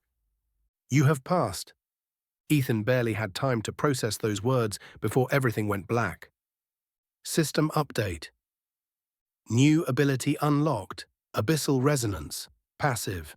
The abyss recognizes you. Your presence influences abyssal entities, allowing certain creatures to hesitate before attacking or submit. When Ethan opened his eyes, he was no longer in the shattered battlefield. He was back in the void. The master stood nearby, watching him with an amused expression. "Well," he mused, "I have to admit, I wasn't entirely sure you'd survive that one." Ethan exhaled, flexing his fingers. His body felt different, not just stronger, more attuned. The master grinned. "Congratulations, little predator." He took a step forward, his silver eyes gleaming. "You are now recognized by the abyss itself." Ethan clenched his fists. Book 2, The Abyss Walker's Trial. Chapter 15, The Abyss Stirs. The silence after the battle was deafening. Ethan stood in the endless void, his body alive with energy, yet unnervingly still. His breath was even, his pulse steady. He had won. But somehow he knew. This wasn't the end. The master stood a short distance away, arms folded across his chest, watching him with the same calculating gaze he always wore. His silver eyes gleamed in the shifting darkness, filled with something that might have been amusement, or something else entirely. "Congratulations, little predator," he said smoothly. "You have been acknowledged." Ethan exhaled sharply, flexing his fingers. His body still tingled from the last pulse of abyssal energy, like a current of raw power had been branded into his very being. "Acknowledged by what?" he asked, his voice steady but laced with caution. The master tilted his head slightly. "By the abyss itself, of course." The words sent a chill through Ethan's spine. The abyss, not the warden, not the master, but the force that governed them all. Ethan frowned. "And what exactly does that mean for me?" The master's smirk widened. "It means that for better or worse, the abyss has taken interest in you." Ethan narrowed his eyes. "And what happens when the abyss takes interest in something?" The master let out a low chuckle. "It changes them."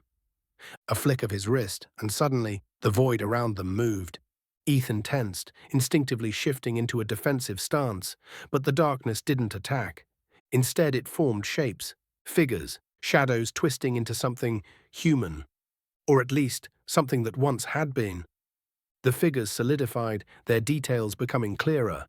Ethan's stomach clenched as he took them in. They wore armor of abyssal plating, but it was cracked, damaged. As if they had fought one too many battles. Their faces were hidden behind helmets, but the empty glow of violet eyes peered through the darkness. Some clutched weapons, jagged swords, halberds, or twin daggers, but their grips were weak, loose. They stood motionless, like remnants of something long forgotten. Ethan took a slow step forward. And then, the closest figure twitched. A low, distorted voice slithered through the void. "We were chosen too." Ethan's breath hitched. Before he could react, the figures collapsed into mist. The void swallowed them whole, and just like that, they were gone. Ethan turned sharply toward the master, jaw clenched. What the hell was that? The master's expression was unreadable. A glimpse of the past. Ethan's fists tightened. Past what? The master studied him, his usual amusement absent. "Past wardens," he said finally. Ethan's breath caught. His mind raced, replaying what he had just seen. Those figures, those warriors, had once been like him, and now they were nothing but echoes. "What happened to them?" Ethan asked quietly. The master smiled, but this time there was no humor in it. "The same thing that will happen to you," he said, "if you fail." Ethan's blood ran cold. Ethan forced himself to stay calm. "So that's what this is? A test to see if I break like they did?" The master shook his head. "Not a test. A process." Ethan frowned. "Process for what?" The master's eyes gleamed. "For becoming something more." Ethan crossed his arms. "And if I don't want to?" The master chuckled. "Then you already know the answer, don't you?" The figures in the mist, the ones who had come before him, the ones who had failed. Ethan exhaled, his mind working. He had always known that power came at a cost, but now he was beginning to realize he had never truly understood the price. Until now. A notification flared in Ethan's vision, but this time, it felt heavier. System update, status check. Ethan Voss, Abyss Walker. Level 26 to 27. Predator's Absorption, +3 Strength, +2 Endurance acquired. Passive ability unlocked. Warden's Presence, passive. Your presence carries the weight of the abyss. Lesser abyssal creatures may recognize your authority or fear it. Ethan felt the shift immediately, not just in his strength, but in the way the very air around him felt. The void no longer felt like an enemy. It felt like it was waiting for him, like it was his to command. He exhaled sharply. This was his next step, whether he liked it or not. The master clapped his hands together, breaking the tension. "Well," he mused, "that's enough brooding for now." Ethan shot him a glare. "You just showed me ghosts of the guys who came before me and got erased. Excuse me if I need a minute." The master grinned. "Minutes are for those who have time." "You don't." Ethan groaned. "You really enjoy this, don't you?" The master laughed. "Immensely." Ethan ran a hand through his hair, exhaling slowly. His mind was still processing everything, but he knew what this meant. He wasn't just fighting to survive anymore. He was fighting to keep himself from becoming one of them. The master's voice cut through his thoughts. "Rest for now, little predator. You'll need it." Ethan narrowed his eyes. "Why?" The master's smirk turned sharp. "Because the next thing you face," he said, "won't be a test."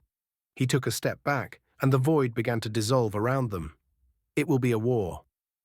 The world vanished, and Ethan fell into darkness once more. Book 2, The Abyss Walker's Trial. Chapter 16, Awakening to a Changed World. The first thing Ethan felt was weight, not pain, not exhaustion, just an overwhelming heaviness pressing down on him like an anchor buried in his chest. His limbs felt wrong, not stiff, not weak, but strangely foreign, as if they weren't entirely his own. A dull ache radiated through his bones, an unnatural sensation of having been torn apart and put back together again. His lungs burned as if he had just surfaced from drowning, his heart too steady, too controlled. The air around him felt thicker than it should. Too much, too loud, too real. He forced his eyes open. At first, there was nothing but darkness. Then light, blurred shapes, faint movement, the sterile scent of disinfectant and something metallic. His breath hitched. Where was he? He tried to move, but the moment his muscles tensed, a flood of sensations crashed into him all at once. His skin felt too tight, his limbs too strong, his senses too sharp. The steady beeping of a heart monitor rang in his ears. The sound of paper rustling was loud enough that it felt right beside him. A hospital, and sitting next to his bed, completely unaware that he had just awakened, was Leah. Leah sat curled up in a chair beside him, a worn book in her hands. Her long auburn hair had grown out slightly, her form leaner, more defined in a way that suggested months of training. She looked older, more tired. Ethan frowned. How long had he been out? His last memory was of going home. His body had been exhausted after the final trial with the master. His entire being had screamed for rest, and the moment he had hit his bed, he had let himself sink into the darkness. And then, nothing. Now he was here. His lips parted, but his throat was too dry to speak. A choked sound escaped instead, rough and weak, like he hadn't used his voice in years. Leah's head snapped up, her emerald eyes locked onto his. For a moment she froze, then her book hit the floor, forgotten. Ethan? Her voice was small, disbelieving. Ethan swallowed, forcing his throat to work. Hey. Leah's entire body tensed. Her chair scraped against the floor as she shot to her feet, gripping the side of his bed. You're awake. Ethan tried to sit up, but his body resisted. His muscles felt alien, strong but sluggish, like they weren't used to being in this world anymore. What happened? His voice was hoarse. Leah exhaled sharply, her hands clenching into white-knuckled fists. You tell me, she snapped. You went missing, Ethan, for 4 days. We found you unconscious in your apartment. No sign of a break-in, no injuries. You were just gone. Ethan stilled. 4 days. His mind recoiled at the timeline. He had spent weeks, months, inside the abyss, but here, it had only been a few days. Something inside him twisted. Time had moved differently. The abyss hadn't just taken him, it had warped reality around him. Ethan exhaled slowly. How did I look when you found me? Leah's gaze darkened. Like you were dying, she said flatly. Ethan stiffened. You were skin and bones, Ethan. It was like your body was eating itself alive. And then, 2 days later, you looked normal again. Her hands trembled. We thought you were waking up, but instead you just kept changing. Like your body was healing itself from something we couldn't see. She took a deep breath, her expression wavering between relief and frustration. You scared the hell out of us, she muttered. Ethan offered a weak smile. Sorry. Leah punched his arm, hard. Ow. You're not sorry. She glared at him, eyes red-rimmed. You're just confused as hell and trying to pretend you understand everything. Ethan sighed. Okay, yeah. Fair point. Leah scowled. Damn right it is. But even as she spoke, Ethan could see the relief in her posture. She had been waiting for him. A familiar chime echoed in his mind. System update, status check. Ethan Voss, Abyss Walker, level 27 to 30. Physical status, height increase, +2 inches, muscle density, 15% increase. Abyssal infusion detected. Your body has undergone long-term exposure to abyssal energy, permanently enhancing your baseline attributes. Stat gains, unallocated points available. Strength, +6 agility, +5. Endurance, +7. Abilities unlocked. Warden's Echo, passive. Your existence has left an imprint in the abyss. You may experience visions or instinctual warnings related to abyssal forces. Unspent stat points, available, 10. Ethan let the information settle, and then the final realization hit him. This wasn't just some leftover side effect. This was permanent. He wasn't human anymore, not fully, and that meant nothing in his life would ever be the same again.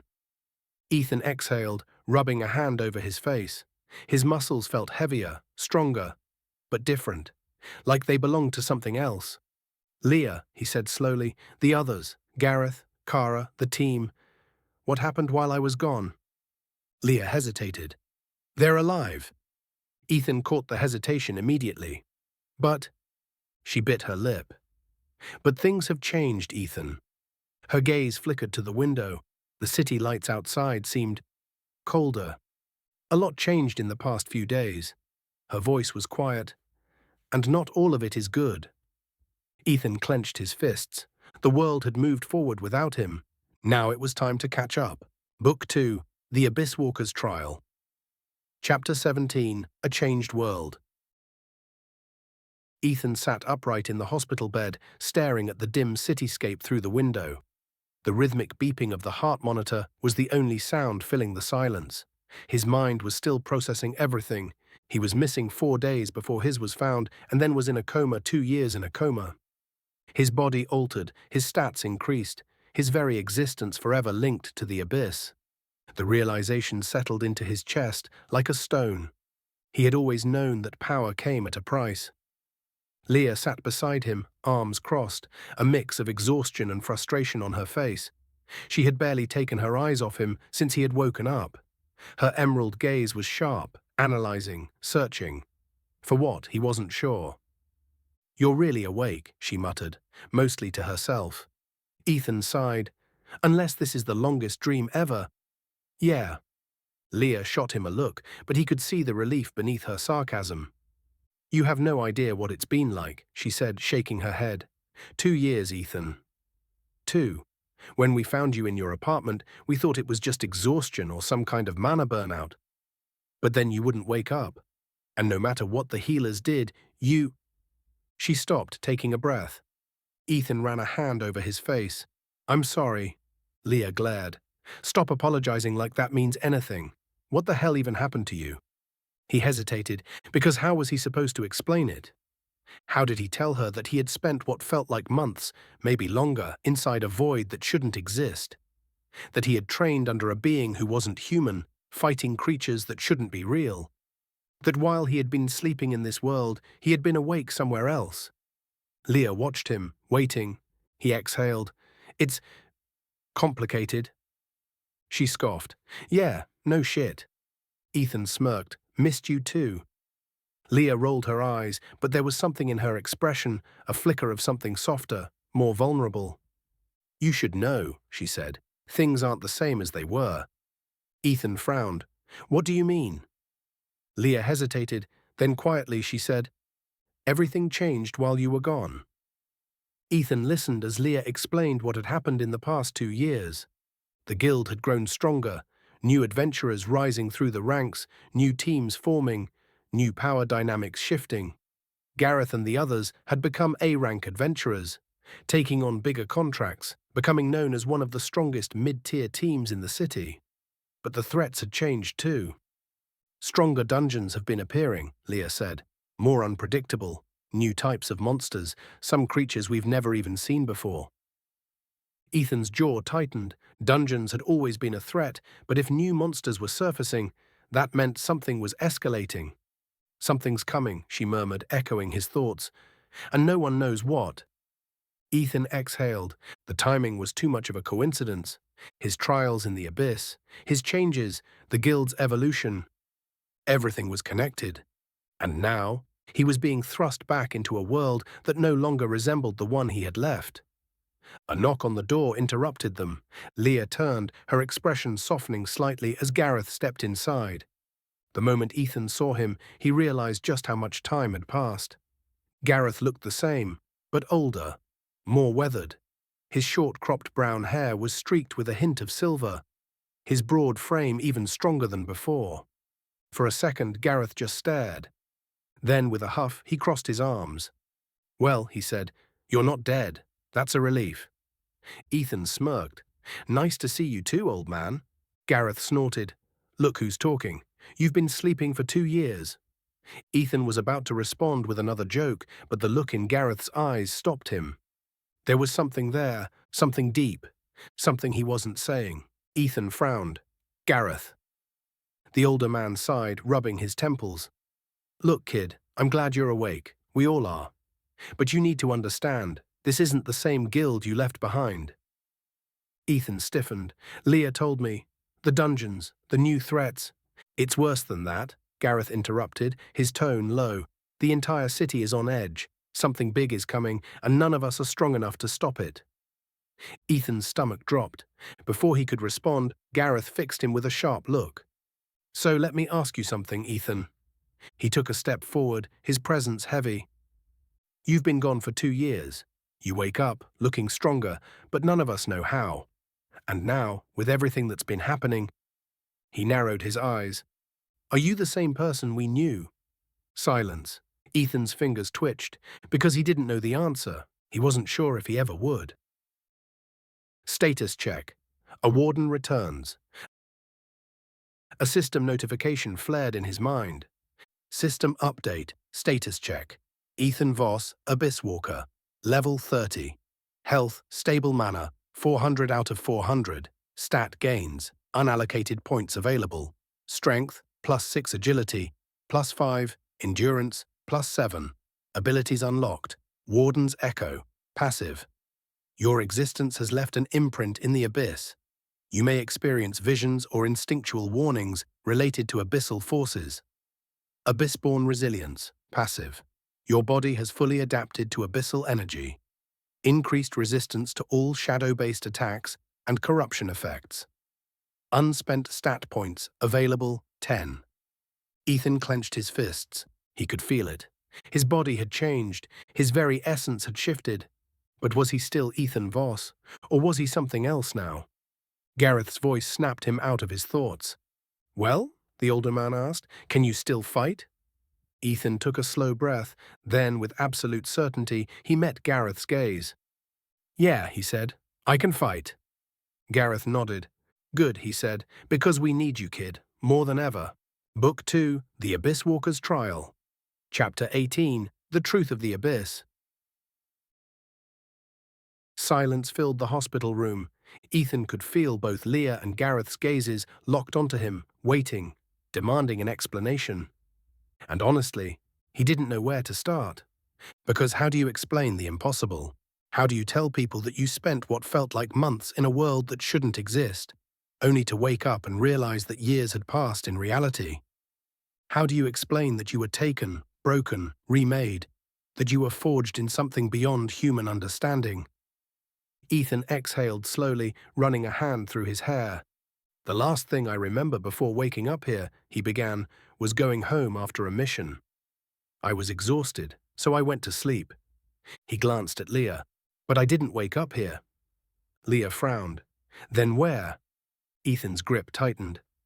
"I woke up in the abyss." Gareth's brows furrowed. "The abyss?" Ethan nodded. "It wasn't a dungeon. It wasn't a nightmare. It was something deeper. A place outside of time, outside of this world." He let the weight of his words settle before continuing. "There was someone waiting for me there. A man. No, not a man. Something else." Leah shifted uncomfortably. "Who?" Ethan's jaw clenched. "He called himself the Master." The air in the room seemed to tighten, as if even speaking the name carried some unseen weight. "He took me. He didn't ask. He didn't explain. He just ripped me from this world and threw me into something I still don't understand." Gareth's hands balled into fists. "And what did he do?" Ethan's breath was slow, steady. "He trained me." He paused. "No, that's not the right word. He broke me." Leah's face paled. "Torture," she whispered. Ethan laughed dryly. "Torture would have been mercy." He shook his head. "Every day was survival. Every moment was a test. I fought creatures that shouldn't exist, faced horrors that would shatter the minds of normal people. I died over and over. At least I think I did. And every time I came back, stronger, different." His hands clenched into fists. "Until eventually, I became something else." As if on cue, a chime echoed through his mind. A deep, resonant hum vibrated through his bones, and suddenly a system window materialized before his eyes, larger, more detailed than ever before. System update, status check. Name, Ethan Voss. Title, Abyss Walker, Warden of the Forgotten, Titan Slayer, marked by the Abyss. Race, Abyssborn Human, evolving. Level 30, health fully stable, mana 400 plus 80 bonus pool. Primary attributes, strength 62 plus 6 absorbed agility, 65 plus 5 absorbed. Endurance 70 plus 7 absorbed intelligence, 50. Perception 55.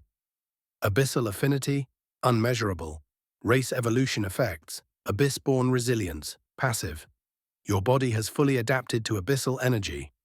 Increased resistance to all shadow-based attacks and corruption effects. Warden's Echo, passive.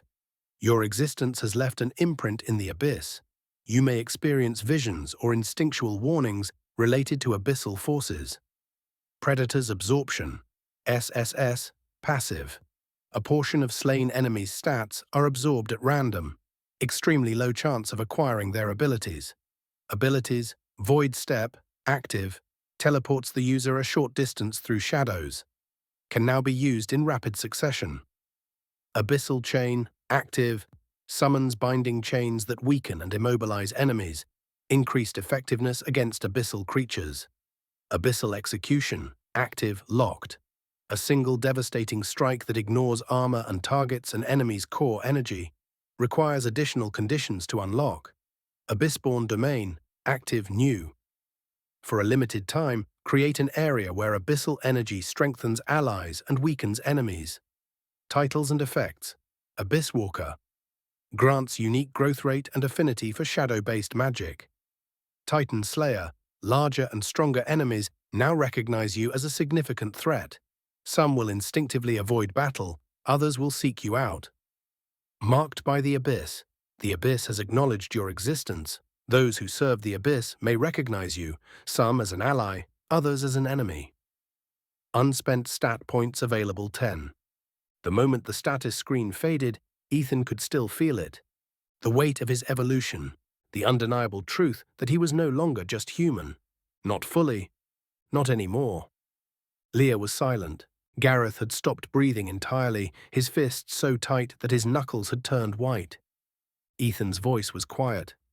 You see it now, don't you? Leah swallowed. Your race, it says Abyssborn. Ethan nodded. I'm not the same as I was.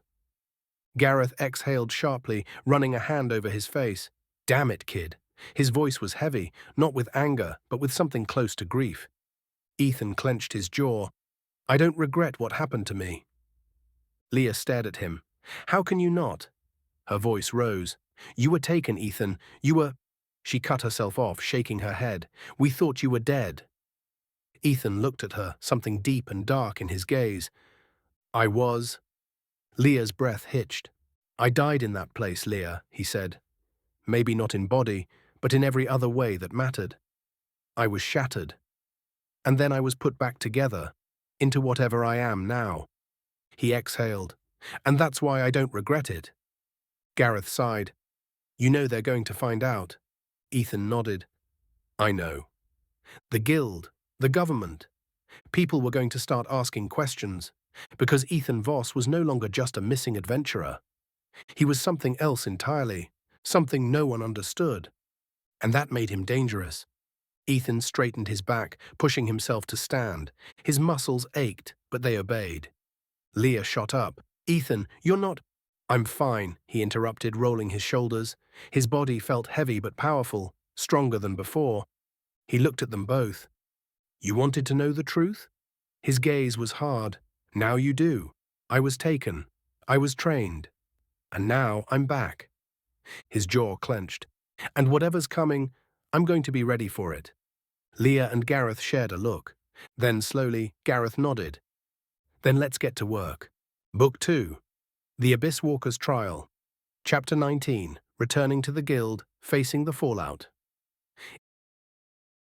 Ethan stood in front of the hospital window, his fingers idly flexing as he tested his body's responsiveness. Every movement felt smoother, more efficient, like his muscles had been rewired for precision and strength. 2 years had passed, and yet, to him, it had only been months, months of suffering, training, and transformation. Now he was back in a world that had moved on without him. A world that would soon realize he wasn't the same man he used to be. Leah and Gareth remained seated behind him, still digesting everything he had told them about the Abyss, the Master, and his new existence. The silence between them was heavy. Finally, Gareth spoke. You need to be careful, he said, his voice steady but firm. Once word gets out that you're awake, the Guild will want answers. Ethan turned slightly, his sharp gaze meeting Gareth's. I figured. Gareth leaned forward, resting his arms on his knees. I mean it, kid. You didn't just disappear. You were declared missing, presumed dead. Then suddenly, you wake up looking stronger than ever. The higher-ups are going to start asking questions. Ethan exhaled, his jaw tightening. Then I'll give them answers. Gareth scoffed. Not all of them, you won't. Leah crossed her arms. He's right, Ethan. If you walk into the Guild and tell them you spent 2 years training in an eldritch void with some godlike entity, they'll either lock you up for study or label you a threat. Ethan smirked. They wouldn't be wrong. Leah punched his arm. Be serious, she snapped. We don't know what the guild will do, and I am not going to stand by while they turn you into some kind of experiment. Ethan rubbed his arm, though the hit barely registered. Fine, I won't tell them everything, but I still need to go back. Leah frowned. Why? Ethan's gaze darkened. Because something's coming, he said, and whether they trust me or not, they'll need me when it arrives. Gareth studied him for a long moment before nodding. Then let's get you out of here. It took another 2 hours before Ethan was officially discharged. The hospital staff was reluctant to let him go, citing his mysterious 2-year coma and sudden recovery as grounds for extended observation. But Gareth had pulled some serious strings, getting them to release Ethan under guild supervision. As they walked out of the hospital doors, Ethan inhaled deeply, letting the cool evening air wash over him. The city felt off. Everything looked the same, the towering buildings, the bustling streets, the glow of neon lights in the distance. But something was different.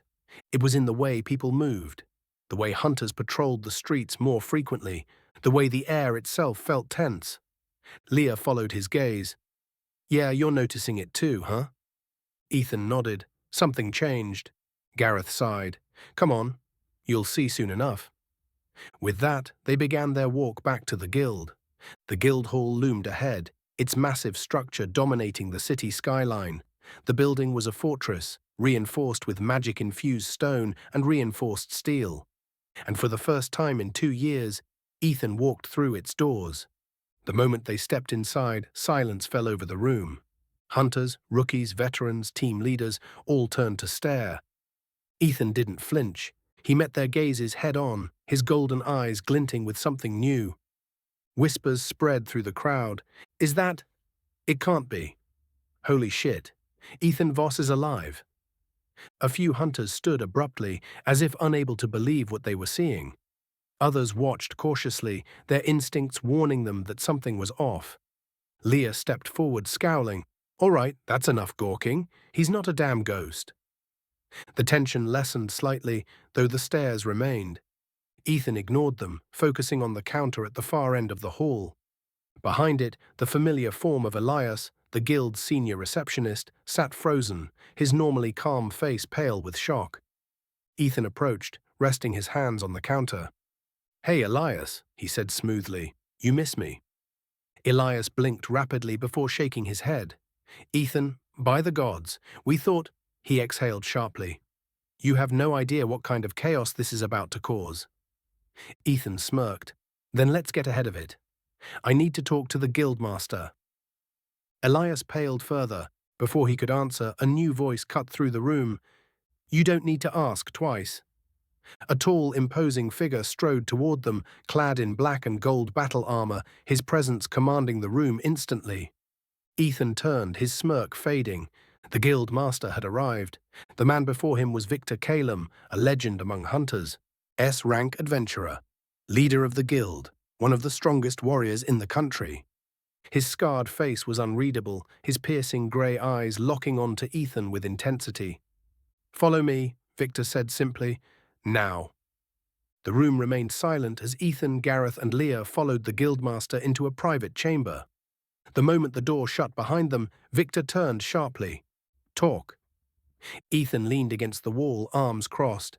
Straight to the point, huh? Victor's gaze hardened.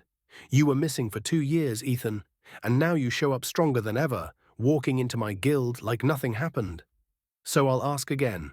Talk. Ethan took a slow breath. He had already decided what to say.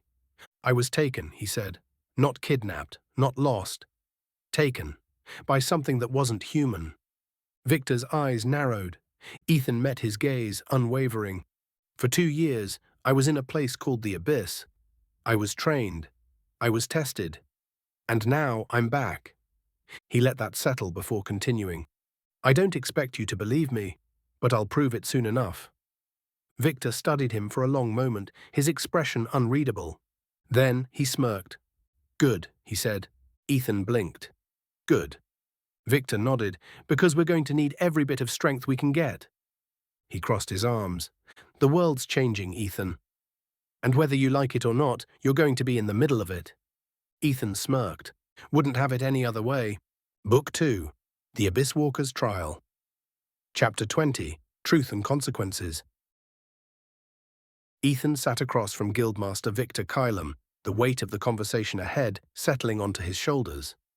The office was dimly lit, the warm glow from a few wall sconces casting long shadows across the bookshelves that lined the walls. A massive desk sat between them, adorned with old maps, mission reports, and a single crystal orb pulsing with faint magical energy. Gareth and Leah stood to the side, silent but attentive. Victor sat with his arms crossed, his gaze unwavering. He was a towering figure, built like a war machine, his battle-worn armor fitting him like a second skin.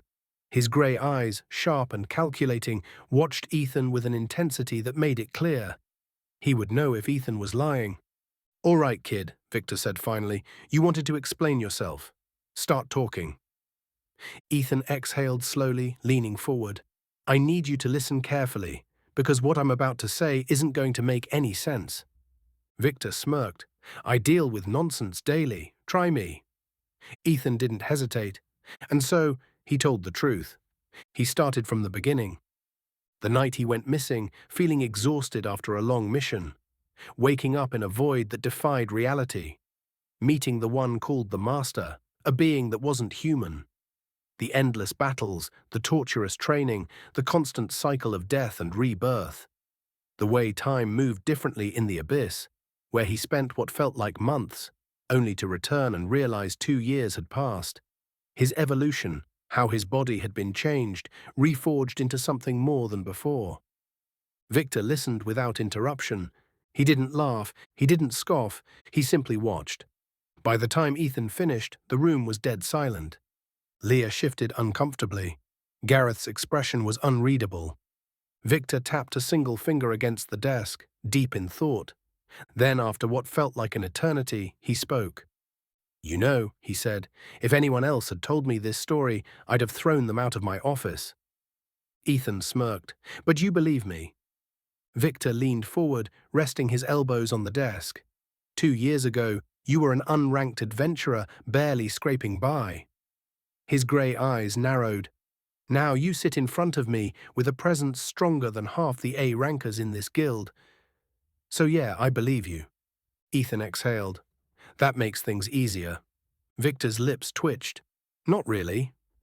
Ethan raised a brow. Why's that? Victor's smirk faded. Because things have changed since you've been gone, Ethan, he said, and not for the better. Victor stood, moving toward the bookshelf behind him. He pulled out a thick, leather-bound file and tossed it onto the desk. "Read," he said simply. Ethan opened the file, his eyes quickly scanning the pages. Dungeons had become more unstable.